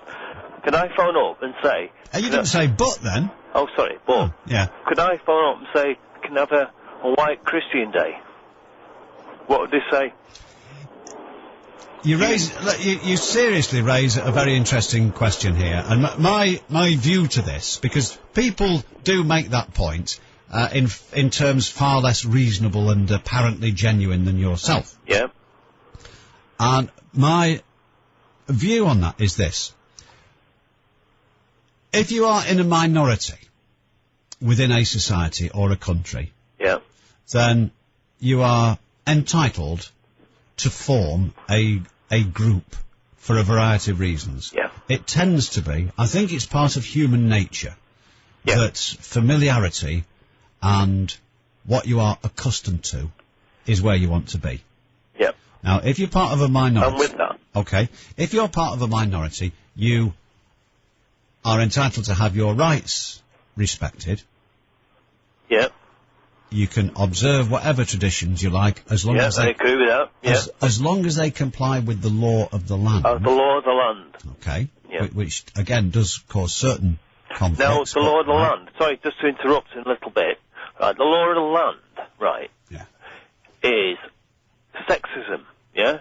Now, if I wanted to bring my wife just to the theme park, just say for an example, right? Law of the land is you can't have sexism. Now, how can you have your wife can't go on the ride with you? That's bringing sexism into it. No? That is an interesting question.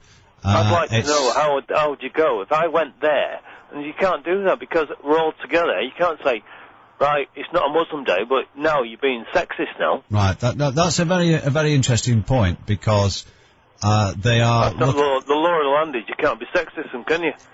Broadly speaking, you're putting it in rather lumpen terms there, but a bit harsh. Yeah. Well, I mean, we're painting with a fairly broad brush, but an aircraft going overhead. There is actually, yeah. Where are you? In Cheadle, just near the airport, yeah. I'm friend of that garden, actually. Oh, well, that's lovely. Yes. It's warm, isn't it? It is. Right. That is an interesting point there, because, I mean, what was the other one? Was,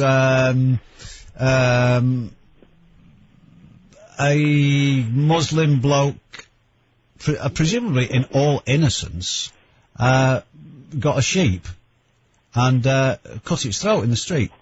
Yeah. Right. Now, that is... Well, it's not even customary in when they go to Mecca now. That's right. They have firms that do it for you. For them. Yeah. But it's an age-old traditional, and we usually get people on ranting about how the use of pain. Didn't they used to burn goats in the back garden years ago? They don't do that now. Burn goats? Well, not goats. You know, yeah. They used to, didn't they used to cook them? Well... Years ago. Yeah, there's nothing wrong with that. Yeah. Yeah. Burning goat. No, roasting meat is... Yeah. Yeah. Shut up. Oh, that's irrelevant. Yeah. Right. The point I'm making is this. We got a lot of people who love to say, oh, all this butchering animals that way, it's all barbaric and what have you. Yeah. In actual fact, it's the same as the Jewish law, is that, to slaughter animals in that way, and it specifies that the knife must be so sharp you can cut a hair down the middle, so sharp that the animal feels no pain, and it dies as if it's going to sleep and all the rest of it. And some people try and protest that our way of doing it with, I mean, I remember an old, I don't know whether it's a relative, you know like when there's an old bloke and everyone says this is your Uncle so-and-so, you're not sure whether it is or not. Yeah, no, no, he's not, yeah. But, I mean, there was no funny business, not listening to me. Anyway, I remember him telling me about, he used to go to, there used to be an abattoir in Salford, down near where Granada Studios is now. I know it, yeah. Right? And he said he used to watch blokes there who'd go into work, because, I mean, you don't get the top echelons of society working in the abattoir, with all due respect, you know what I mean? Yeah. Very few High Court judges. And he said some blokes would be plastered, and they'd go and kill a few cows, drunk, just for fun. Sick. Smashing their heads in with pole axes. Yeah. But because they were drunk, and it was a laugh, they used to put these animals through all sorts of yeah, I can imagine that, I mean. Right. Yeah. So anyway, that's supposed to be a superior way of doing it. However, the point is that to this bloke, cutting the animal's throat was a perfectly normal thing to do. It was culturally part of him, but it's against the law of this land. So, in a case like that, you go by the law of the land. Well, you should do. Right. Just as when I worked out there, if I were a practicing Christian, I wouldn't have done it in public. They knew it went on, and they turned a blind eye to it. They know things go on like that, yeah. If you did it in private. Yeah. Okay? Yeah. They're not that But bad. that is not in private, is it? It's advertising the fact. But you wouldn't walk up and down the street insisting on your right to do so, because you would get very, very short shrift. I wouldn't even contemplate doing that. Right. Anyway, the point is this. Therefore, it seems to me entirely appropriate. You can have a Jewish festival. You can have a Mela or whatever it is, an Indian festival. Yeah, you can have a Muslim. It doesn't worry me. You can have a Muslim festival if you want. You can do what you like. Of course you can. But the minority cannot expect to impose its will on the majority in any country. And, seriously, that is part of Islam's teachings. Yeah. Oh, I don't understand that. Yeah. I tell you what, politically, and I worked in the media out there. Yep. And obviously, the main enemy was Israel, as it remains today. It's today. For all sorts of political reasons, right? But also the countries which were condemned in the official news media over there were, at the time, South Africa. Because it was a racist regime. Yep. And that is part of the official creed. That's right, yeah. So I can't remember why I went off on one, but I feel much better. Do you? Yeah. Oh, good. Right. But can I, last one, you just said we can have a Muslim day, we can have a whatever day, a Jewish day. Do you reckon, seriously, I know it's going to be a... Oh, your question was, can I have a white Christian day, wasn't it? I'm not being funny. Do you reckon I'd get that? Well, I would imagine... No. Well, I would imagine that... there would be legislation to prevent that. But the strange thing is that the legislation really... I wouldn't get it. Wait a minute. I know you wouldn't because of the legislation. Correct. But the legislation, in my view, is not really necessary. Because, look... No, I know. Shut up! Suppose, for example, at the Cheadle Library... Yep. Or that social club near the in Eel Green, you know the one? Yeah, I know you mean. Somewhere like that. Yep. They have a stamp collector's day. Yep. Right. Now then, in having a stamp collector's day, what arrangements are you making for all the other people who aren't stamp collectors? No, I know, I understand what you're saying. You are excluding them, aren't you, by implication? Yeah, no, I understand that. I understand what Right. I understand exactly what you're saying. Right, so you wouldn't organise, you wouldn't say, well, I demand to have the library the following day. I wouldn't demand that. Right? I'm saying is we should all be together, right? You can't say, I've won this day, I've that day. Well, forget them days. We're all together. We're all together days. You're entitled to have a day or a festival devoted... It's not a day, it's just a normal day. Right, but you're entitled to do it if you want. Listen, No, if look, shut up. You shut up. In Manchester, they have in Albert Square, they'll have a Dutch day, and there's all bulbs and Dutch cheese and all, and build your own bloody windmill and all this caper, right? There we go, but that's all right. That's fine. That's exactly what I'm saying. Yes, you can. Yeah. Of course, you have a Dutch day. You can have a cheese day. You can have whatever day you want. You can have a Muslim day. Cheese day. I would never. Everything is cheese day. I would never get a white Christian day. You know it. But look, I'm going to finish this. I'm going to explain this to you, and then you're going, right? Right, okay. The point is this. Yeah? There's no good making that distinction, because this country is, overall, a white Christian, predominantly Protestant... No, I disagree with you. Listen! Wait, there's nothing to disagree with! Well, there is. I can disagree with you, just 'cause I don't think you're right. No, you're wrong, though. Why? So therefore you may not do it, because what I'm telling you is a fact. Why? Where have you got the facts from? Well, do you want me to give you the figures? Do you want the figures? Do you know them there? Yeah, I do. Well, if you'd like to tell me, you will. Right. 92% are of this of the people in this country. In the UK? Yeah. Are white. 92%. Right. Okay? Is that all right for you then? No, I'm listening. Is that does that comply with your definition of predominant? So. No. Right. Well, I'm telling you. No, that's okay. Where have you got these? Where have you got these from? These figures. From the official census. Is that good enough for you? Right. No, I'm not. I'm not having a go. I'm not having a go. I'm listening. Yeah. No, well, listen. That's a very, very wise tactic. That. I am listening. Listen. I do listen. Right. This country is predominantly, 92. overwhelmingly. Well, what I might do, Go on, I'm listening. This country is overwhelmingly white Christian. That is our culture, that is our background. Yep. There are groups within that population, within those 60 million people, who are of different faiths, different colours and what have you. Can I get on tomorrow night? Wait a minute. No, wait a minute.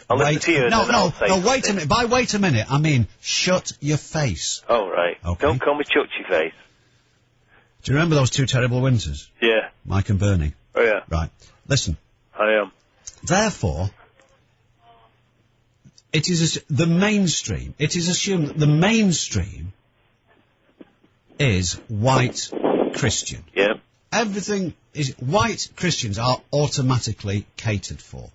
Therefore, you do not have to make a special effort I understand to cater for. I understand what you're saying, yes. If a minority, if it's woodworkers, yes. If it's anything, right, we can have an occasion, a day, a festival, an area where that predominates. Yeah. Because you have to make an effort to give that prominence. I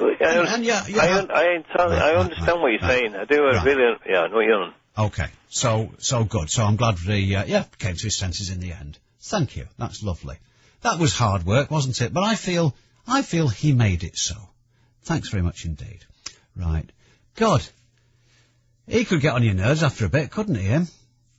What time is it? Oh, it's terribly late. It's 8 minutes to midnight. Just lagging behind a little bit. 0161 288 0103. I forgot to mention, I'm dreadfully sorry, it's Natalie this evening. Now, you know what to do, don't you? You ring up and say, hello, Natalie. Yeah, you do that, yeah. Hello. Will you tell James? Right. All that crap, right? And then you can conspire against me. Oh, because I know that's what you do. Oh, yes. Oh. You think you're getting away with it, don't you? But you're not. Ooh. Right. Mervyn, sorry to keep you. You're next. The James H. Reeve phone in on Key 103. I got really mad and thought, well, stuff you. I can do this. I know that you're wrong and I can do better than this. With stepping stones into work, advice and support to help you back into work. Sir, can I ask you about the train, please? Yes, mate. Straight on, then second left. Sorry, I meant, would you like to go from Manchester to Sheffield for just £10 return? What is this, some kind of joke? Oh, no, it's not a joke. I'm asking everyone. You should be ashamed of yourself. You don't understand. I do this for a living. Why drive yourself crazy when a great day out in Sheffield's as little as £10 returned by Central Trains when you book in advance? For tickets, details and conditions, go to centraltrains.co.uk or your local station. At least let me show you my credentials. Right, that's enough. Please! Hello, Baffin Blake Bluster. How can I help you? Hi there, I'm looking for a new job. Should I go through the pretence of sending you my CV, even though you and I both know it's a waste of a stamp? Oh, absolutely. Send it in on expensive paper. I won't read it because I don't care about anyone but myself. But I will spill coffee over it and throw it away. You'll ring again in a couple of weeks. I'll pretend I've no idea who you are or what you want. So you'll send another CV, which I won't even bother to open. It'll be a fun little game. Terrific. I look forward to having my time painfully wasted. Why go through the hassle of finding your own job when you can put your CV on monster.co.uk? Every week, thousands of employers search Monster looking for the perfect candidate. Put your CV on monster.co.uk today. The James H. Reeve phone in on Key 103. Call now on 0161 288 0103. Now, you see, Natalie there, she doesn't know this. Right. She'd never heard of Al Reed. Joan in Newton Heath, she'll have heard of him. In fact, she probably had he was probably a pin-up. But a lot of people do this. Having a career in broadcasting involves the skillful use of a lot of sophisticated electronic equipment, and you've probably noticed that I've got it just about, I can do it with my eyes closed. In fact, quite a lot of the time I do it with my eyes closed. Now, Natalie suffers from a problem. Jackie's not immune to this. Of suddenly behaving without any logic whatsoever in the presence of a little microphone like that. And if you're old enough to remember Al Reed and his telephone manner, you'll know exactly what I'm talking about, see. She's got a tiny little microphone in there, and all she's got to talk to me in my ear hole, all she's got to do is press a button and go, would you like a brew? Something like that. Mostly, would you like a brew? That's all she's got to do. But for some reason, people they press this button, and they're talking like this. They press the button, they go, are you going to line 3 next? You know, like when people have got the Walkman on and they think nobody else can hear because they can't. You do that. That's all you've got to do. Just speak in your normal voice. Al Reed used to do that. Mervyn will know that. Mervyn? Yes? You remember Al Reed? Vaguely. Right. Is there anything you remember with any sort of clarity? No. Right, okay. I was wondering if I could get on to the subject of Israel, but anyway, I don't know much about Al Reed. Well, sorry. just let me tell you about him. Right? Yeah. It was from Salford, as a matter of fact. Right. It was a very, very famous comic. He's dead now. But he used to do this sketch. And when you listen to it now, it's rubbish. Right? Yeah. Wouldn't make a hyena laugh, any of it. But it was fashionable at the time. And he used to be like this. And I had relatives who used to do this. They'd be on the phone like that. Yeah. And they'd go, hello? They'd talk like that on the phone. Hello? It's me. Right, and then, if there's somebody next to them, they'd say, hang on, I'll just ask. He says, how many do we want? 3. Right, okay. We'll have 3! That's what he used to do. This used to make people laugh. Don't tell me why. Don't ask me why. Tell me why. Forget that bit. But I don't know, perhaps it was something to do with the poor diet. I've no idea. Right. But that's how he made a living, believe it or not. And Natalie doesn't know it, but she is. She might be reincarnated. I've never thought, this just occurred to me. Because it's all true, that reincarnation, you know. Anyway, Mervyn, I'm sorry to have delayed you with that No, I'm just trying to get my head around it, James. It's such a complicated and serious issue, Israel and the Middle East. I was wondering if you could give me a couple of minutes just to go into a brief background. I'm not going to get it all right. And suggest, if you don't mind, could you possibly get somebody from the university or somewhere, or both sides of view, both the Arab and the Zionist point of view on Israel? But let me just briefly say, then, get them to come in and have a debate. Mervyn. Yeah, sorry. Mervyn. And then I wanted to Mervyn. talk. Mervyn. Do you realise who you're talking to? James H. Reeve. Yeah. And you're talking about going out and getting professors to come in. Well, it's something about the history. Yeah, because but I'm here. Right. Well, may I speak briefly then? As we know, can we just quickly go on to Israel? Quickly get on to something, for heaven's sake. Yes. Well, I can't remember all the dates, but I think about 1948, after the Second World War, with the support of the United Nations and most of progressive mankind, the State of Israel was founded. And you could almost be reading that. No, I'm not reading it at all. Anyway, then they came into power, and because of the Holocaust, there was a lot of sympathy. Yeah. Wait a minute. I'm not reading from anything. I'm not reading from anything. I'm just saying. Whoa. God. You know you said you wanted a professor? Yeah. This is your professor speaking. Okay. And then we jump forward to... All right, no, don't jump anywhere. Don't jump, it's not worth it. Well, the thing Listen! Is, I wanted to try and get it all in about 4 minutes. It's difficult, isn't it? Such a complicated issue. I struggle to get it all in 4 minutes. Right. Listen. Well, let me stop you there. Let me correct you. Sure. Okay. Why did the State of Israel suddenly become a good idea in 1948? Have you any idea why?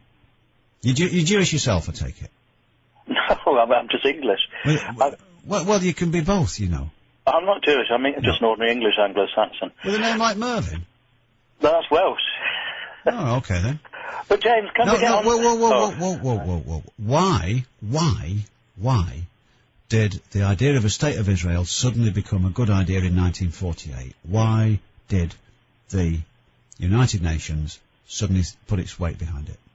Well, the Zionists had a war in that area. I can't remember all the detail. No. I did. But you see, the thing is, Mervyn, I can. Right. This is the beauty of it, you see. I can. No professors necessary. Okay, James. Professor Reeve here. Let me tell you. Yeah. Right. The first official inkling of a State of Israel dates back to 1917. I am telling you facts now. Okay? Right. Irrespective of the fact that all records show that Jews had been making their way back to what is now Israel for quite some time. Sure. From the 19th century onwards, largely because they were getting the dirty end of the stick in Russia, Poland, all sorts of places. Yeah. So there was actually quite a large Jewish population building up in what is now Israel anyway. But in 1917, and this was obviously nothing to do with the Holocaust because it hadn't happened yet. Yeah. Arthur Balfour, the British Foreign Minister, proposed this, that if and when the Ottoman Empire was defeated, its peoples would be liberated, and that included what is now Iraq and what have you. It used to call it Mesopotamia at the time. Yeah. Its peoples would be given self-determination. The British reneged on that big style, created Iraq, which is why we're where we are today. And he said also a state will be created for the Jewish diaspora to return to as a homeland. That was in 1917. He was Foreign Secretary. He later became Prime Minister. Right. Now this did not happen after the First World War. No. The British and the French carved up the Middle East between them and let everybody down. Okay? But the question had been raised, and it was resurrected, obviously, with rather greater relevance after... What are you doing? I'm just listening, sorry. Good. Then listen. After the Second World War. And the United Nations endorsed this plan. Okay? However, because of the people already living there, quotas were imposed. It was not the case that anybody Jewish all over the world could come there. There was a limit placed on the number of people because of the people who already lived there. Now, it fell to the British to try and enforce that quota. Now, a lot of Jews, for very good reasons, who, quite frankly, had had enough of Europe and the way they'd been treated, a great many Jews tried to get to Israel. The British had to stop them. And if you look at some newsreel film shot from, for example, an American point of view, it makes the British out to be pretty beastly. But that is what they were required to do, because we couldn't, they could not be, we could not allow in all the Jews who wanted to go to Israel. Right. And they had to resort to some pretty brutal methods to keep them out. Okay? A lot of the people who were living there were displaced, and that is the root of the Palestinian problem today. I know some people say there's no such thing as Palestinians and all this sort of thing, but it doesn't matter. It doesn't matter.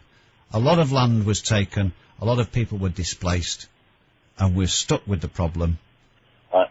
Well, thanks, Professor, that's good. Can I just 60 years later. Now then, having made sure we're on firm ground here now, sure. What would you like to say, Mervyn?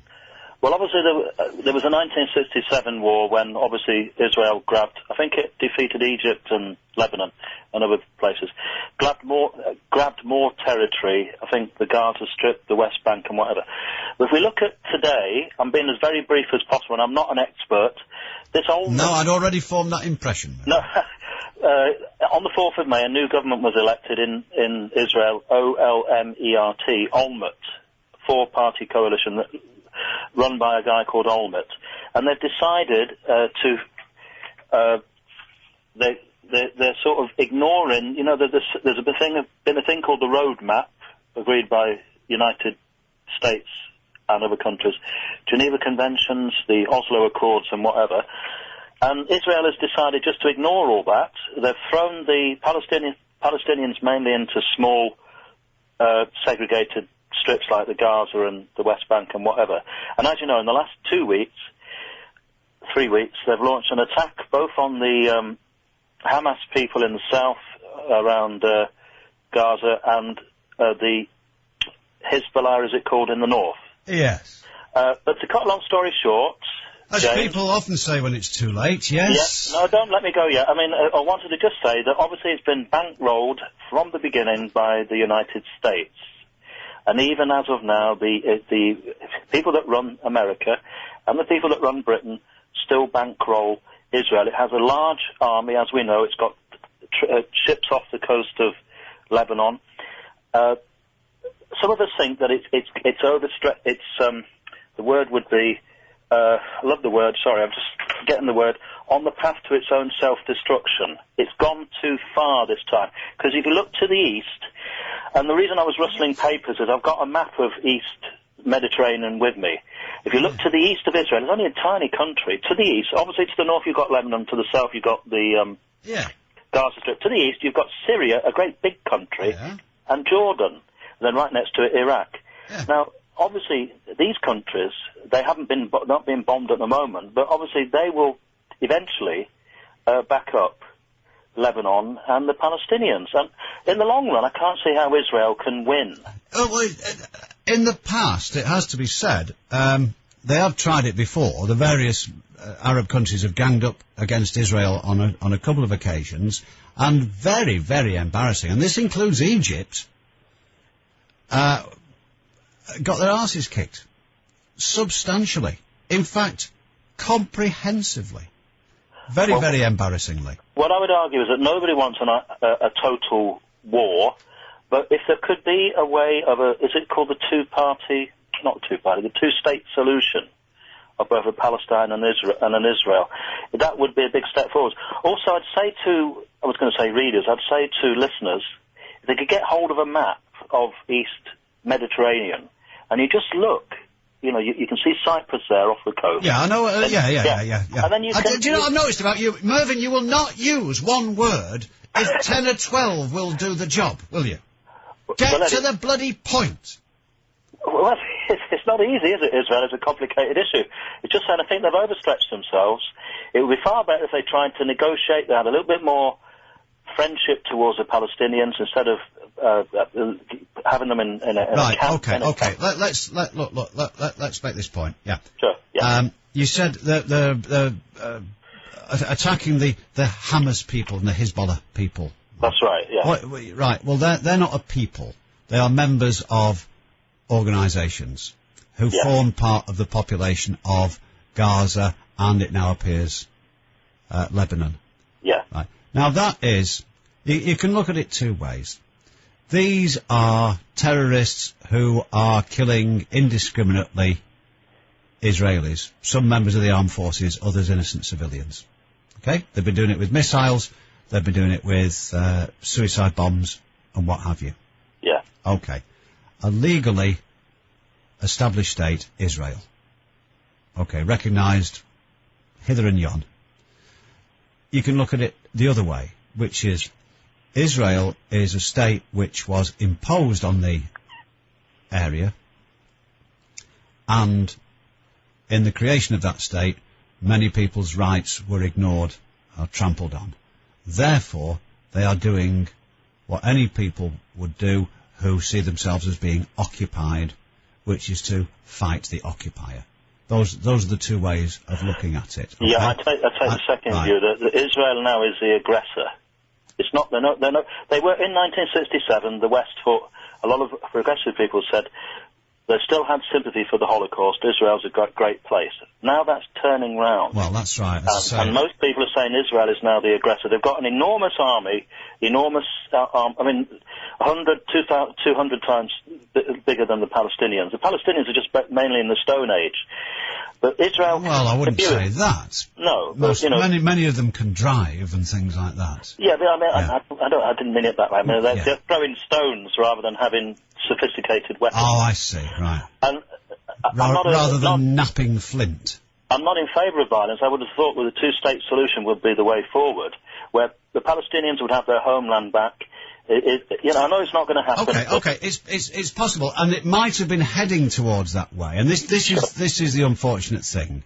But it obviously wasn't moving quickly enough for some members of Hamas and Hezbollah, and what they've done is very much like I suppose Argentina did with the Falklands. If the process isn't going fast enough, you try and hurry it along. And you then torpedo the whole thing. Before the Falklands, we were working out ways of giving them to the Argentinians. Right? They were an expensive irrelevance, and we couldn't wait to get rid of them. Yeah, but unfortunately, Argentina made the mistake of, instead of just waiting, took them. And we then had to take them back. And now we've got to go right back to the beginning and wait for a decent interval before we can eventually hand them over, which might not be in our lifetime, but it's bound to happen eventually, okay? That's the problem. Israel, because there's a big opposition in Israel to government policy. Yeah. Israel was moving, all right, it might have been 2 steps forward and 1 back, but the whole thing was moving towards that solution, and Hamas and Hezbollah couldn't wait. They taken the action that they've done in the last few weeks, and that scuppered the whole thing. It's knackered it. I don't really agree with that. I mean, Israel's been on the land. Of course it is. Israel has been land grabbing and trying to take over Palestinian homeland. It's been pulling out of settlements. No, it's been also been expanding in the West Bank as well. But it's been pulling out of settlements and demolishing them, and the complaint is that these concessions that Israel has made when they've evacuated settlements and given land back, is that what happens as they retire, Hezbollah come up to the new frontier and carry on firing missiles over. So the doves in Israel are a bit embarrassed by this, because it's it's making their policies look rather stupid. Well, Listen, you're right. you've been crapping on for too long. Of course I'm right. I'm always right. I am always right. Jonathan in Runcorn, if you've got something to say, don't send me snotty, smart-arsed emails. Come on and say it on 0161 288 0103, and you try and explain this garbage that you've got here. Apparently, heavens above, 24 million people have just gone missing, according to Jonathan. Maybe he's not very good at reading things. I don't know. But try numbers, surely. They're easy. 0161 288 0103. We're going to Oldham in a sec. The James H. Reeve phone in on Key 103. I'm glad the Spangor Exxon era is over now, it's finished, and it's behind us. With Stepping Stones. See steppingstonesintowork.info.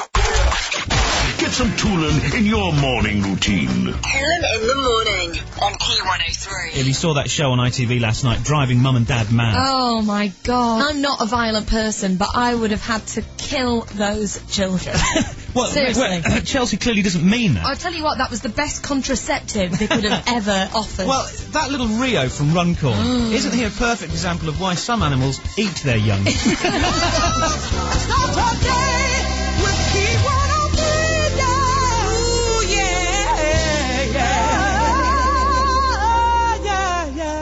I went to Glastonbury and I can't remember a thing. Glastonbury, bring it on! I must have been there, I'm covered in mud. Best festival in history. Now it's all coming back. Radiohead, Faithless, Morrissey, Primal Scream, Scissor Sisters, The Mud, The Mayhem, The Music. Solstice. It's a label, man. Glastonbury, the soundtrack to this year's 5-star Julian Temple film. On sale now. Thank you so much. That was brilliant. BA Connect have over 1 million seats available at fares that have never been lower. Guaranteed. The offer applies to all their routes to Europe and the UK. So, for example, you can fly to Belfast City from just £25 and Hanover from just £35. Both fares are one way and include tax. But you better hurry, because you have to book by midnight on the 24th of July. That's why I'm running home now to book. Look out, excuse me. Book at ba.com by midnight on the 24th of July. Subject to availability, conditions apply.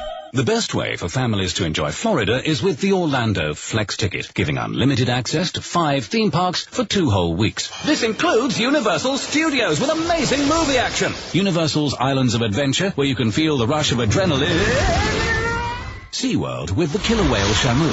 Wet n Wild with its pools and and Busch Gardens, where you can see wild animals up close. 5 must-do parks, 1 must-have ticket. Find out more at orlandoflexticket.co.uk. The James H. Reeve phone in on Key 103.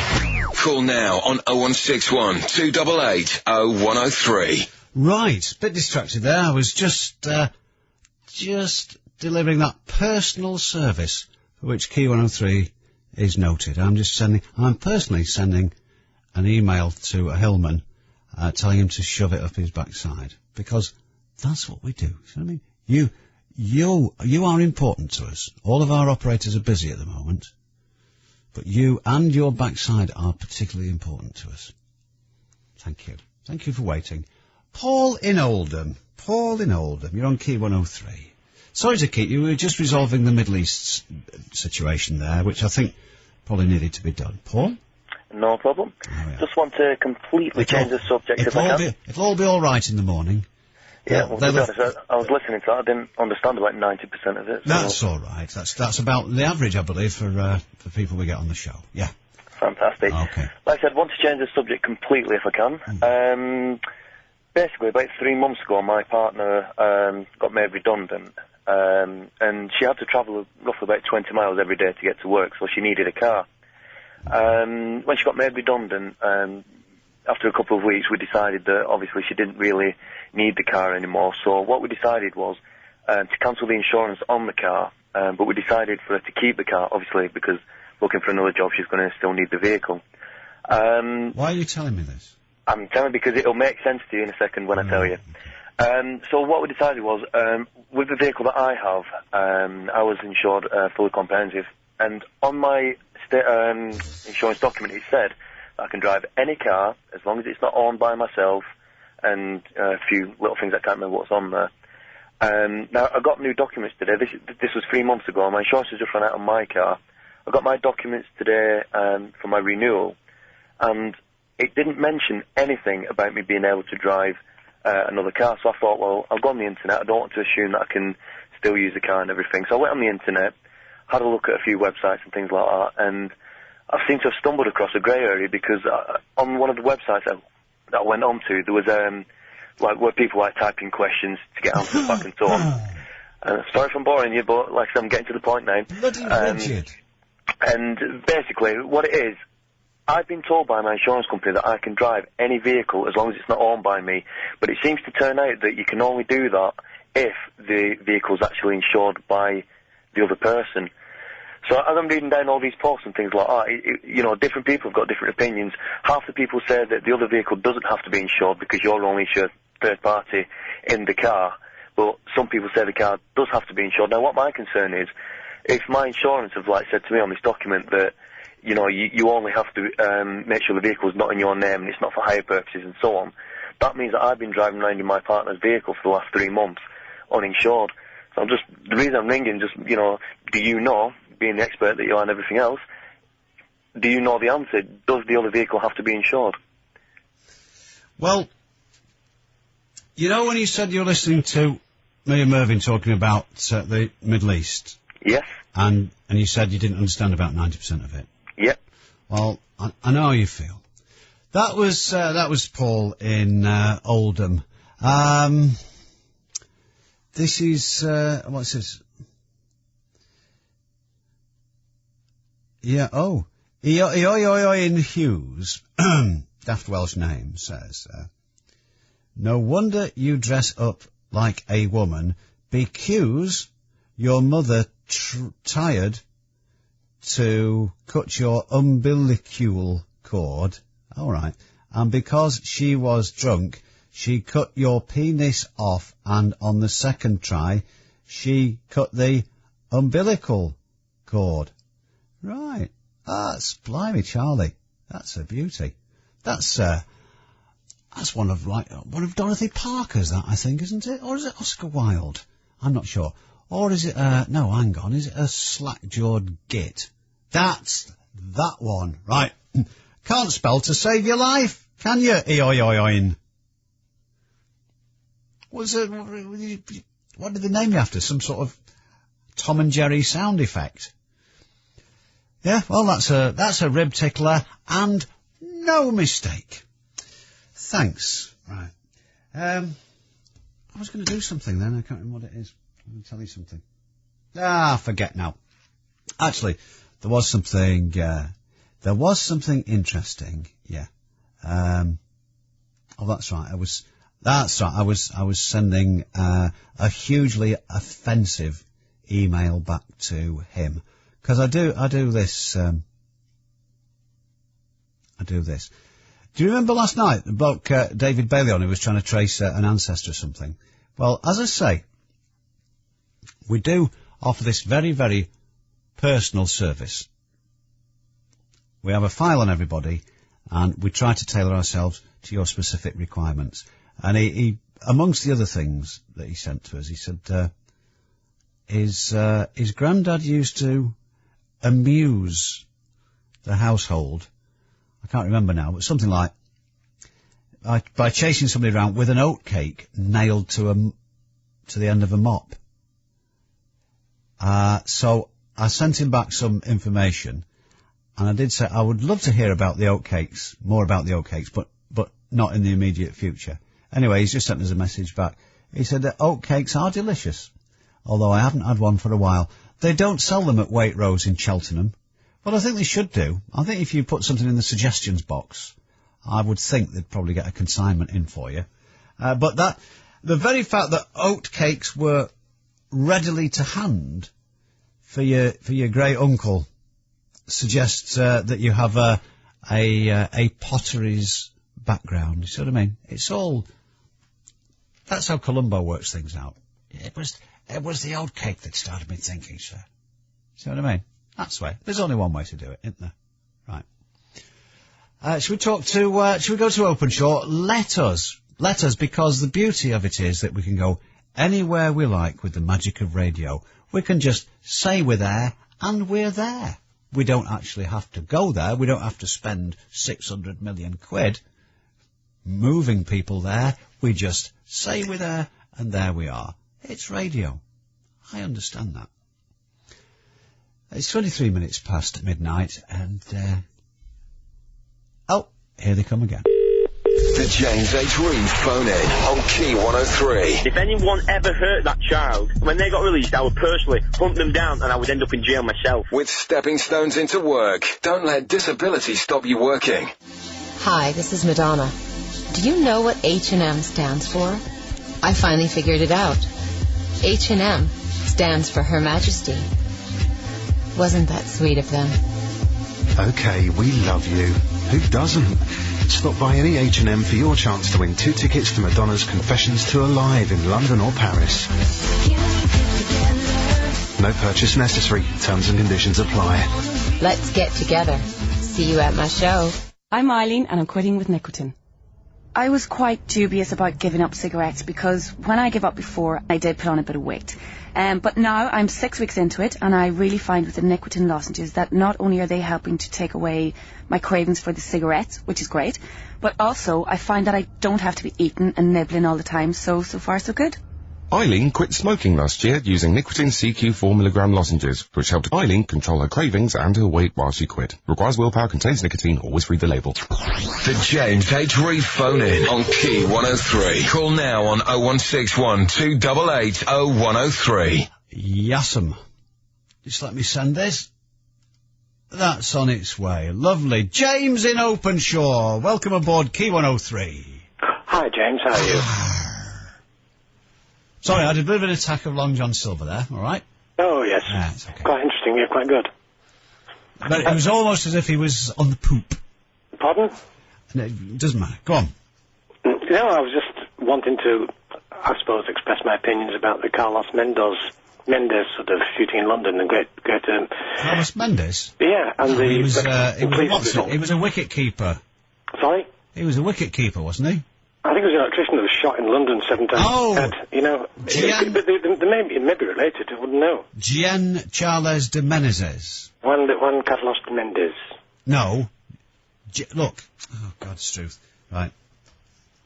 It's spelled like Jean. It looks like Jean. Okay. Sí, intento mucho. Yeah, J-E-A. Hablo español. Oh, perfecto. Muy bien. Yeah, well, that would be a masterstroke, James, except they speak Portuguese in Brazil. That's true. Yes.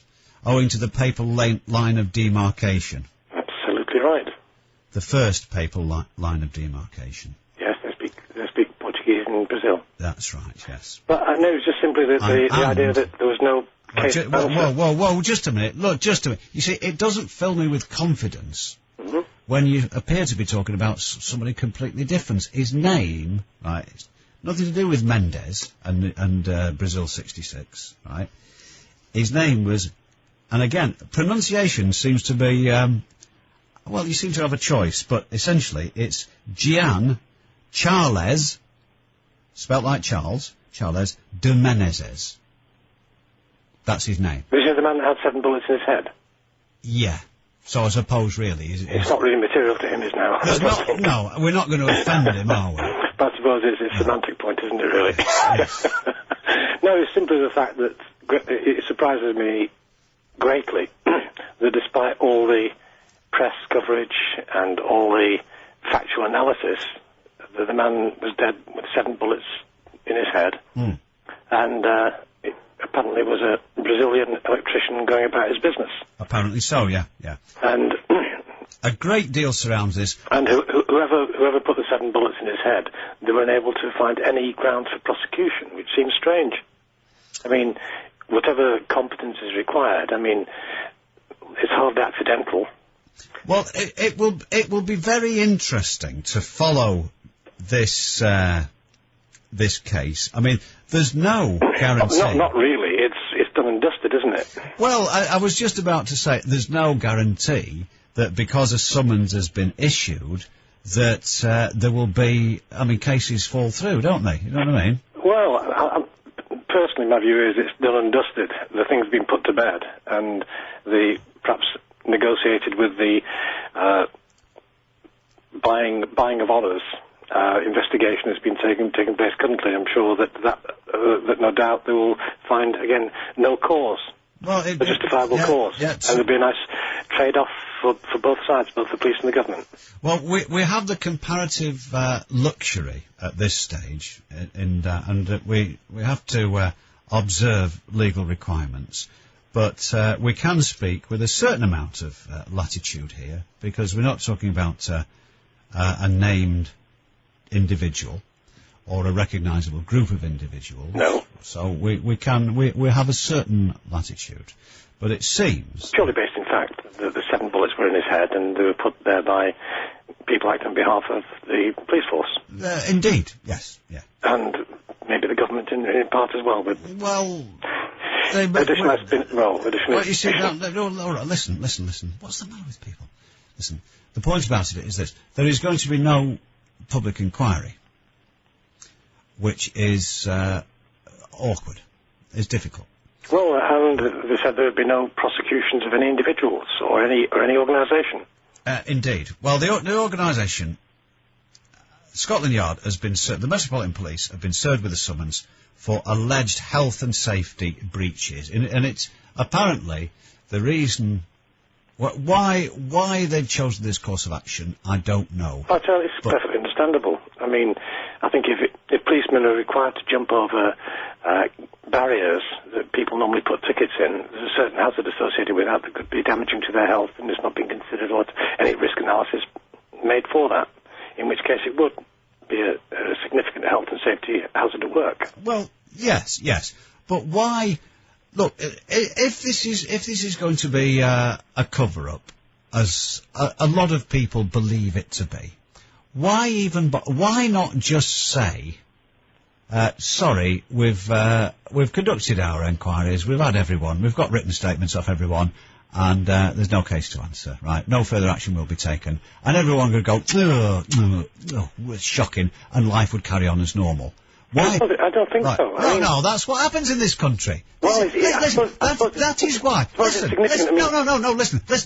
That is why I have no time for these people who come on crapping on about conspiracy theories.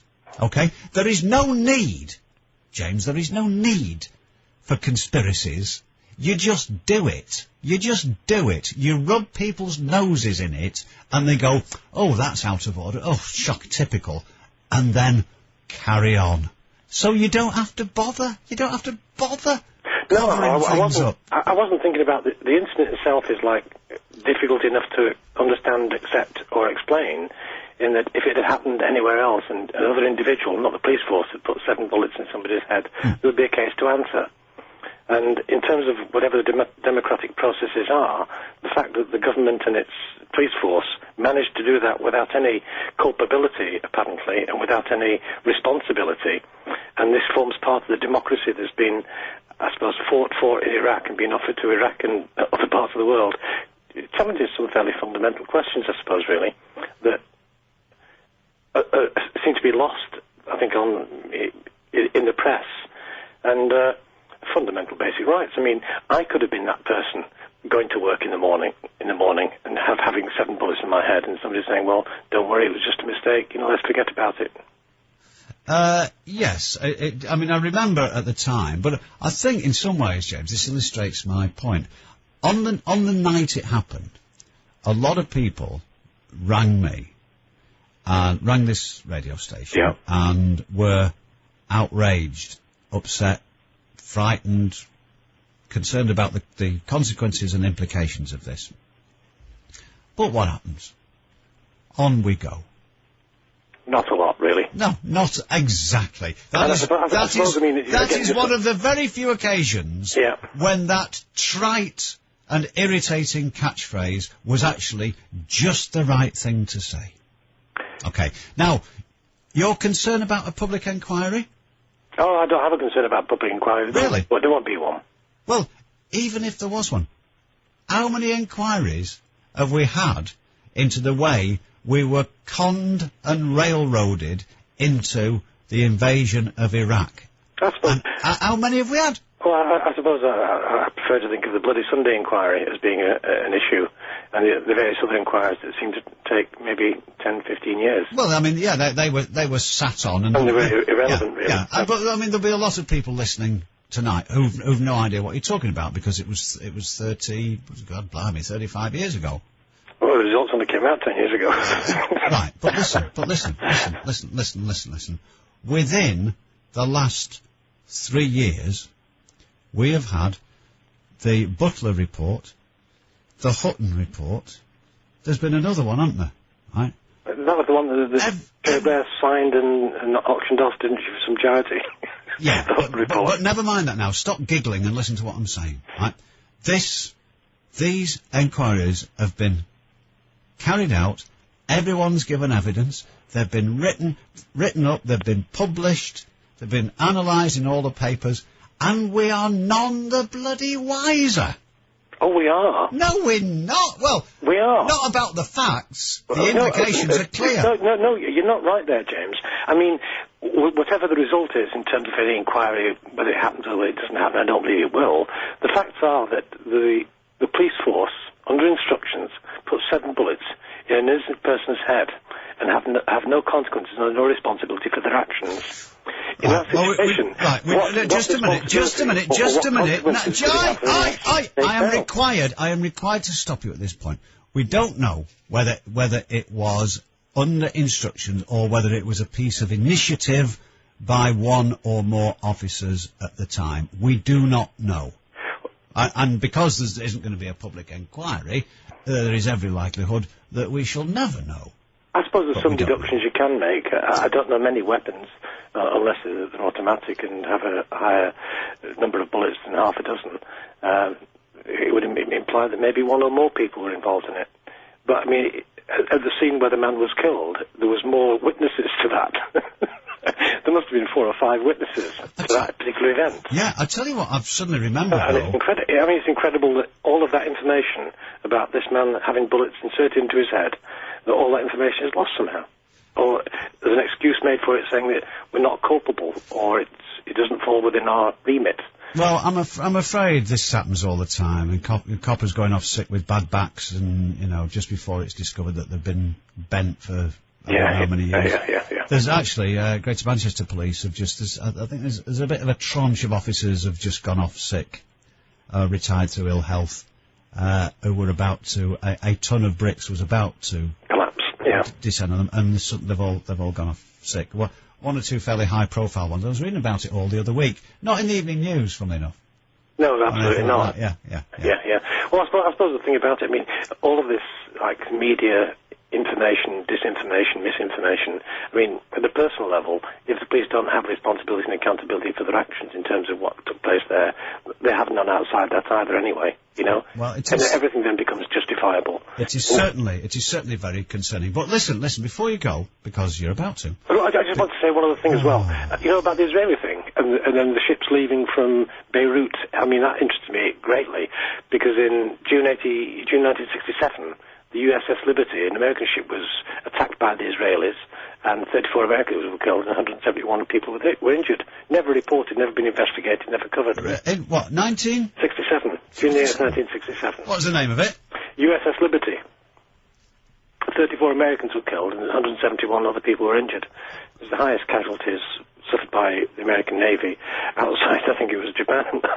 And, I'll look into that. I promise you that's worth looking at. I will do, James. That particular incident, again, it's like the same sort of disinformation, misinformation was never followed through. But in various issues, the captains of the ship and all that. Okay, I've had enough of that one. Yeah. There's just something that I want to remind you of. Isn't it funny how quickly, it's disturbing, isn't it? Orwell was just so right. It's not really, well, I suppose in some ways it is. Are you talking about the 67? No, I've not told you what I'm talking about yet. Do you remember that after 9/11, the day of 9/11, or 11/9, as we should strictly speaking call it, that by sheer chance, one of the hijackers' passports, having been through the explosion of 30,000 gallons of aviation fuel and the collapse of a million-ton concrete building, landed at the feet of a New York police officer. Oh, it's just a miracle. Do you remember that? They showed it on the telly and everything, didn't they? Yeah. Never been seen from that day to this. Yeah. Okay. Another thing, going back to the Jan Charles de Menezes thing. Yeah. Do you remember the fella who gave an eyewitness account of what went on in the carriage? Yep. Which was absolute rubbish. Yeah. Total bull. Yeah. But it was unbelievably detailed. Oh, absolutely, yeah. And it was nothing like what happened. Yeah. And what's happened to him? I suppose the truth of it is, the frightening thing is, the police are becoming a law, or may always have been a law unto themselves, and members of the force, whatever that means, stick together and will create whatever facts are needed to get them out of whatever situation they're in without responsibility or accountability. Not in every case, and I'm sure that Y Division would take great exception to your remarks because it is their role to investigate. No, the public have the right to go to the IPCC, don't they? But that doesn't produce anything. The police investigate themselves. Like the government. Right, you have an irritating way of speaking, James, so I'm getting rid of you. Thank you very much indeed. Why does he talk like that? There's no need for that. Bagley and somewhere in Manchester before we're very much older. 21 minutes to 1 o'clock. James H. Reeve here, keeping it ticking over, keeping the needles up until 1 a.m. Bagley next. The James H. Reeve phone in on Key 103. I'll go and get it. I'll go and put it in the bin. Oh, no, that's £75 fine. With stepping stones into work, advice and support to help you back into work. Now, with Orange Bonus Top-Up, instead of getting free credit, you can choose to get texts, up to 1,000 a month. So, tell me, sir, why would you rather text someone than call them? Well, I have to text, because when wolves hear my voice, they get really angry. How unusual. Yeah, it's something about an unusual frequency hits their adrenaline gland or something, and they just come straight to the source. And do they attack you? No, they leave me alone. Usually they just go for people standing close. That's so weird. Yeah. They just,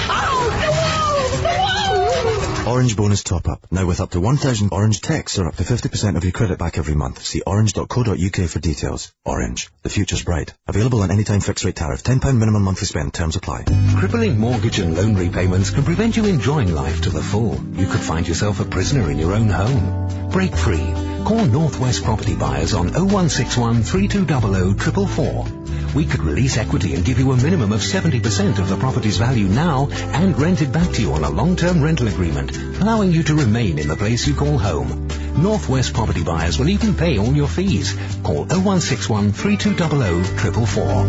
So just when it feels like there's no one who'll help you, we'll be here opening doors for you. Seek legal advice. The James H. Reeve phone in on Key 103. Call now on 0161 288 0103. Okie dokie, let's go to Bagley. Hey, how are you? Yo, Bagley! Yo, put him up, come on, yeah. Anyway. That's from the Wizard of Oz. Hey? Put him up. I had a terrible day today. I sat down Don't come on here with quotes from gay icon films. From what? Gay icon film? Oh, yes, of course, yeah. Friends of Dorothy. Friends of Dorothy, yeah. Has anyone told you? Yes. That as you get older... Yeah. You in particular, not one. Right. You're sounding more and more like Leonard Rossiter. My God. Oh, that's nothing like him. Well, no. You're trying too hard there. Well, yeah. Well, it's always been my case, yeah. It's always been my trouble, yeah. I had a terrible day today. I sat down on a park bench, and this tramp sat next to me, and he started scratching the old scrotum and pulling on the old todger. And I said to him, look, will you just leave me alone, please? Where'd you get that from? I think it was an old Frank Skinner joke. Oh, that's excellent. Thank you. But yes, you can use that. You and Austin can use that. Oh, thanks very much indeed. Yeah. Did you see this transcript of Get it up, love. Get it Sorry. up. Come on. Oh. Did you see this transcript of the conversation between Blair and Bush when the microphones were switched on yesterday? I have in my hand a piece of paper. Was it a promissory note? It From is. Hitler? Oh. It is a transcript Yes.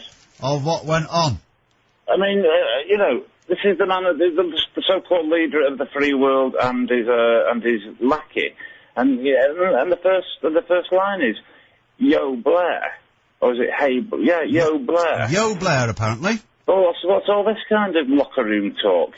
Well, it's because he's a bonehead. Yeah, it certainly is, yeah. Sadly. Certainly is. Well, they obviously don't seem to think, they don't seem to have the same take on this, the Lebanon crisis, do they, as, the rest of the free world, anyway. It's really, really depressing. I mean, I don't know I've no idea what Blair's doing. Why is he obviously sees himself. Oh, he sees himself as some kind of major player, and it's the British disease, isn't it? You know, they just refuse to realise that they're just a very middle-ranking sort of European country, and have been. Not a world power, and have been for about the last 70 years. Our decline started long before we realised it had, didn't it? And probably by 1945 we were knackered, but you can still have a nice time, can't you? Well, you can, yes. Yeah. Make hay while the sun shines. Certainly. But no, I mean, I just don't understand. Just beggars belief that these two people are, one's a slightly fey sort of, Faye sort of... Faye Dunaway. Faye Dunaway, yeah. And the other one's just a complete, like you say, complete and utter bonehead. The Wayne Rooney of international politics. Yeah. The disappointing thing, is that, and the same thing happened with Ronald Reagan. That Americans, certainly Republicans anyway, George W.'s Democrat critics are probably the most vitriolic that America has ever seen. They really are well hacked off with him.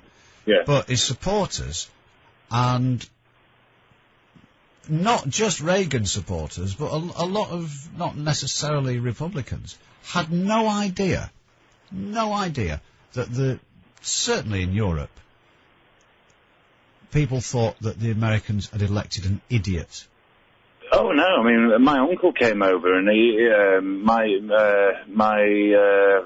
dad's sister, was a war bride, and my uncle Alan came over, and he was like a GI during World War II, it's just everyone thought he was a hero, and he's just refusal to accept the difference between reality, and what they see on the silver screen.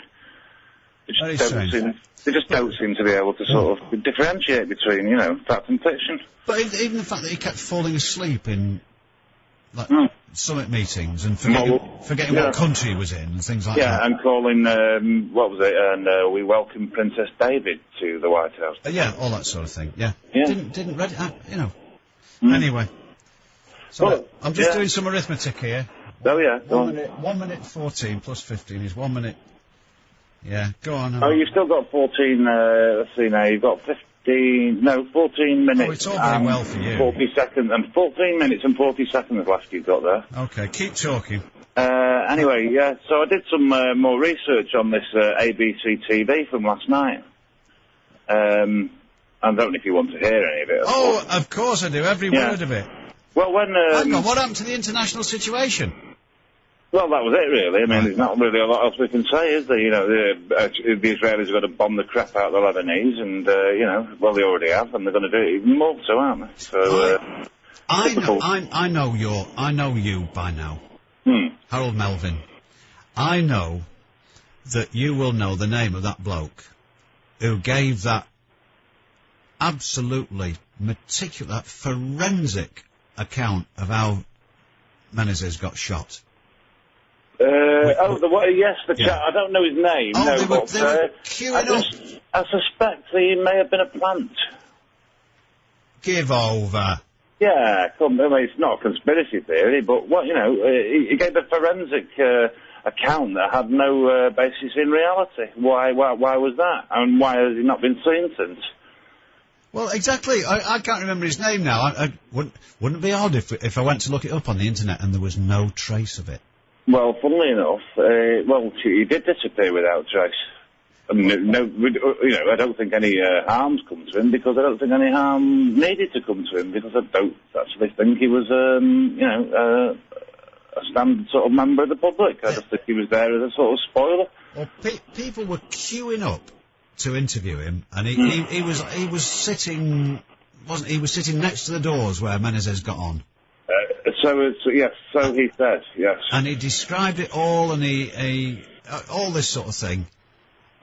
And he's disappeared off the face of the earth now. Yeah, and what I find particularly despicable as well is that they felt the need to introduce the so-called fact that he was high as a kite on cocaine at the time. You know, when they did the autopsy, when they found large quantities of cocaine, and now you know what has that got to do with anything? You know. Yeah. Excellent. What was the other thing? Wearing an unseasonable coat. All this stuff. Yeah. Jumping over the turnstiles and did no such thing. Yeah. It's just.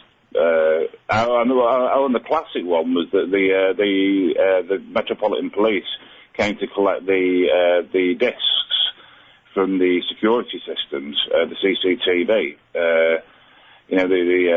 The film was kept on of it, and it was handed back the next day, and it was all completely blank. And they said that it must have been faulty that day, the CCTV systems down there at Stockwell Tube Station, and the London Underground said no, they're all working perfectly well, but it had been wiped. So it's just it just doesn't add up, sir. I think somebody needs to check with the phone company. I was just thinking the Weather Bureau, maybe the Weather Bureau. Yeah, I think what we should do is call in Colombo and Quincy. Oh, hey, now. Quincy always gets an extra 48 hours, have you noticed? Oh, does he? Yeah, he always gets 48 hours, yeah. Oh, dear. Have you got somebody else on in a minute? Yeah, I mean, I don't like the sound of it, but yes, I am. No, well, as long as it's not Storm Chaser, you're okay. Well, I'm worried. I thought he'd have been in his element with all this, but, you know. No, I think he's probably asleep in a kennel somewhere, isn't he? Well, I don't know, he might have got on the wrong train. Probably, yeah. God knows where he is. Probably in Penzance. Bridlington. Bridlington, yeah. So what I'll do is I'll save my my history of ITV until next Monday. Oh, would you? Because we tried to make it a bit of a special occasion. You know what I mean? Yes. We it's a broad church, isn't it? It is. I find. Yeah. Thank you. Yes. Okay then. Okay. Till the next time then. Yeah. Toodle pip. Cheery bye. Bye bye. Cheery bye. There we are. Thank you, Martin Bagley. Oh, is that me? Nice, isn't it? Thank you. Oh, I've got a feeling about this. Look, Susie in Manchester has just sent us what purports to be an angry email. Yeah. A number of things about this, Susie. First of all, I can't really imagine that you have never listened to a radio talk show before. Anyway.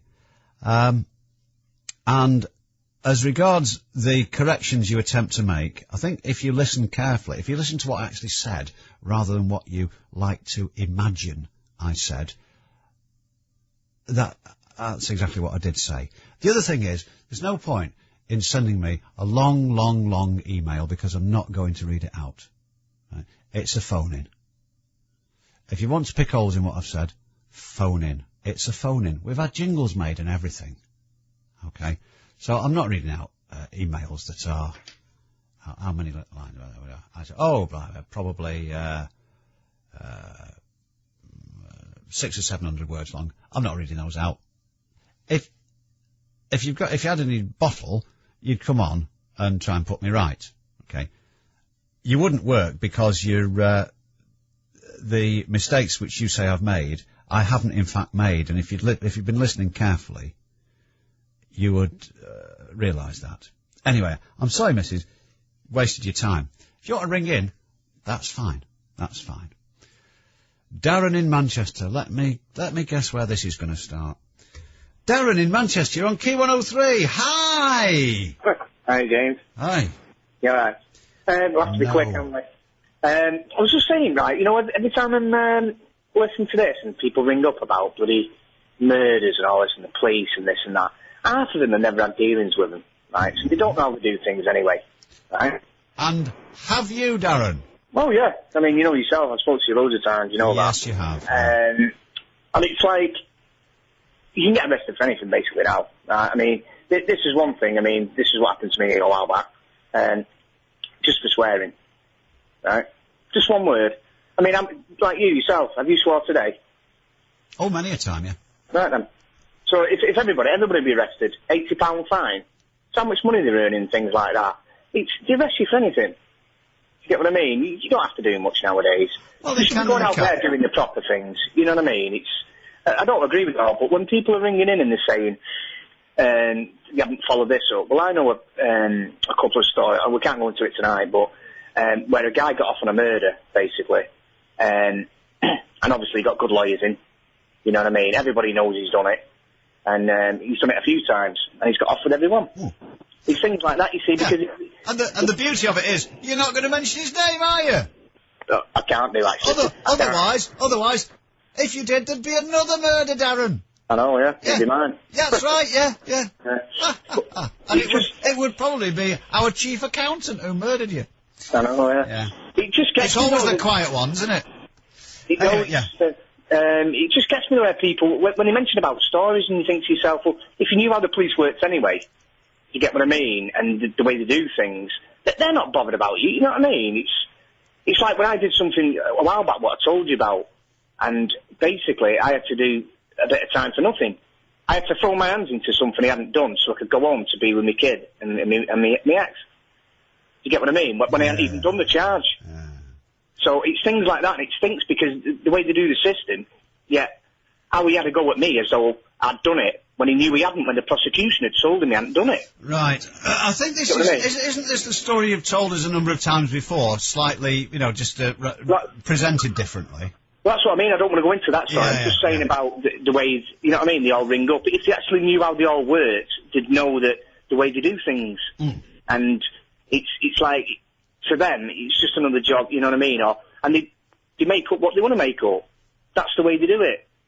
Do you know what I mean? I've seen the way they treat people and everything else, and I don't think twice about doing certain things to you, whether you've done it or not. There are certainly cases of what's the most recent one where it was found that police officers had got together and come up with a story and all agreed to back each other up, but they couldn't even do that right. Yeah, that's what I mean. Yeah, I forget what it was now, but anyway, they were flirted. Very interesting. I'll try and find. I think it was in the last but one Private Eye about what's gone on in Greater Manchester Police and the number of officers who've retired just before it hits the fan. Yeah, that's it. One of them was very high profile officer, always trundled out as the PR friendly, good lad of GMP, and he's I'm afraid his scutcheon has many a blot upon it. It now turns out. Luckily, his back's packed in, so that's the end of that. That's the last we'll see of him. Yeah. Right. Anyway, I've had enough now. Thank you. That was Darren, who was apparently arrested for something he didn't do, and isn't yet over it, but the sessions are coming along nicely, and who knows, one day he'll be free. I mean, obviously he's free now. I mean, in the psychological sense. Right. Do you know? This is ideal because we're actually making our way towards a nice, reasoned conclusion to this evening's broadcast. We're rounding it off nicely. That'll go down very well. Okay. It is now just coming up to 3 minutes to 1, and not far off. Time to go. We'll be handing you over at 1 o'clock to an hour of non-stop music, all your favourite hits on Key 103. That bit's easy. You heard me doing that bit before, didn't you? With the, with the Detroit Spinners. Yeah, right. Money for jam, that. And then, you'll have Matt Spokes with you from 2 o'clock until the new start time of 5:30 a.m. when it'll be Tool in the morning with all the delights that offers. There's a list of them up there, but there's so many, it would just overface you. So, all that, anyway, that starts at 5:30. So, if you get your head down now, you'll, 1 o'clock, yeah, you'll be alright, You'll be up at 5:30. Lovely. Thanks. Have we made it? No, nearly. See, timing's not quite right. So, we'll return this evening, 10 o'clock, and, the same schmear. We'll knock it around a little bit. Tomorrow is going to be the hottest day ever, apparently. So I don't care. I'm stopping in. Curtains drawn. Window open. Curtains drawn. Apparently, that's the way to keep cool. Right, hour of non-stop music coming up after the news. See you at 10 o'clock this evening. The James H. Reeve phone in on Key 103. He just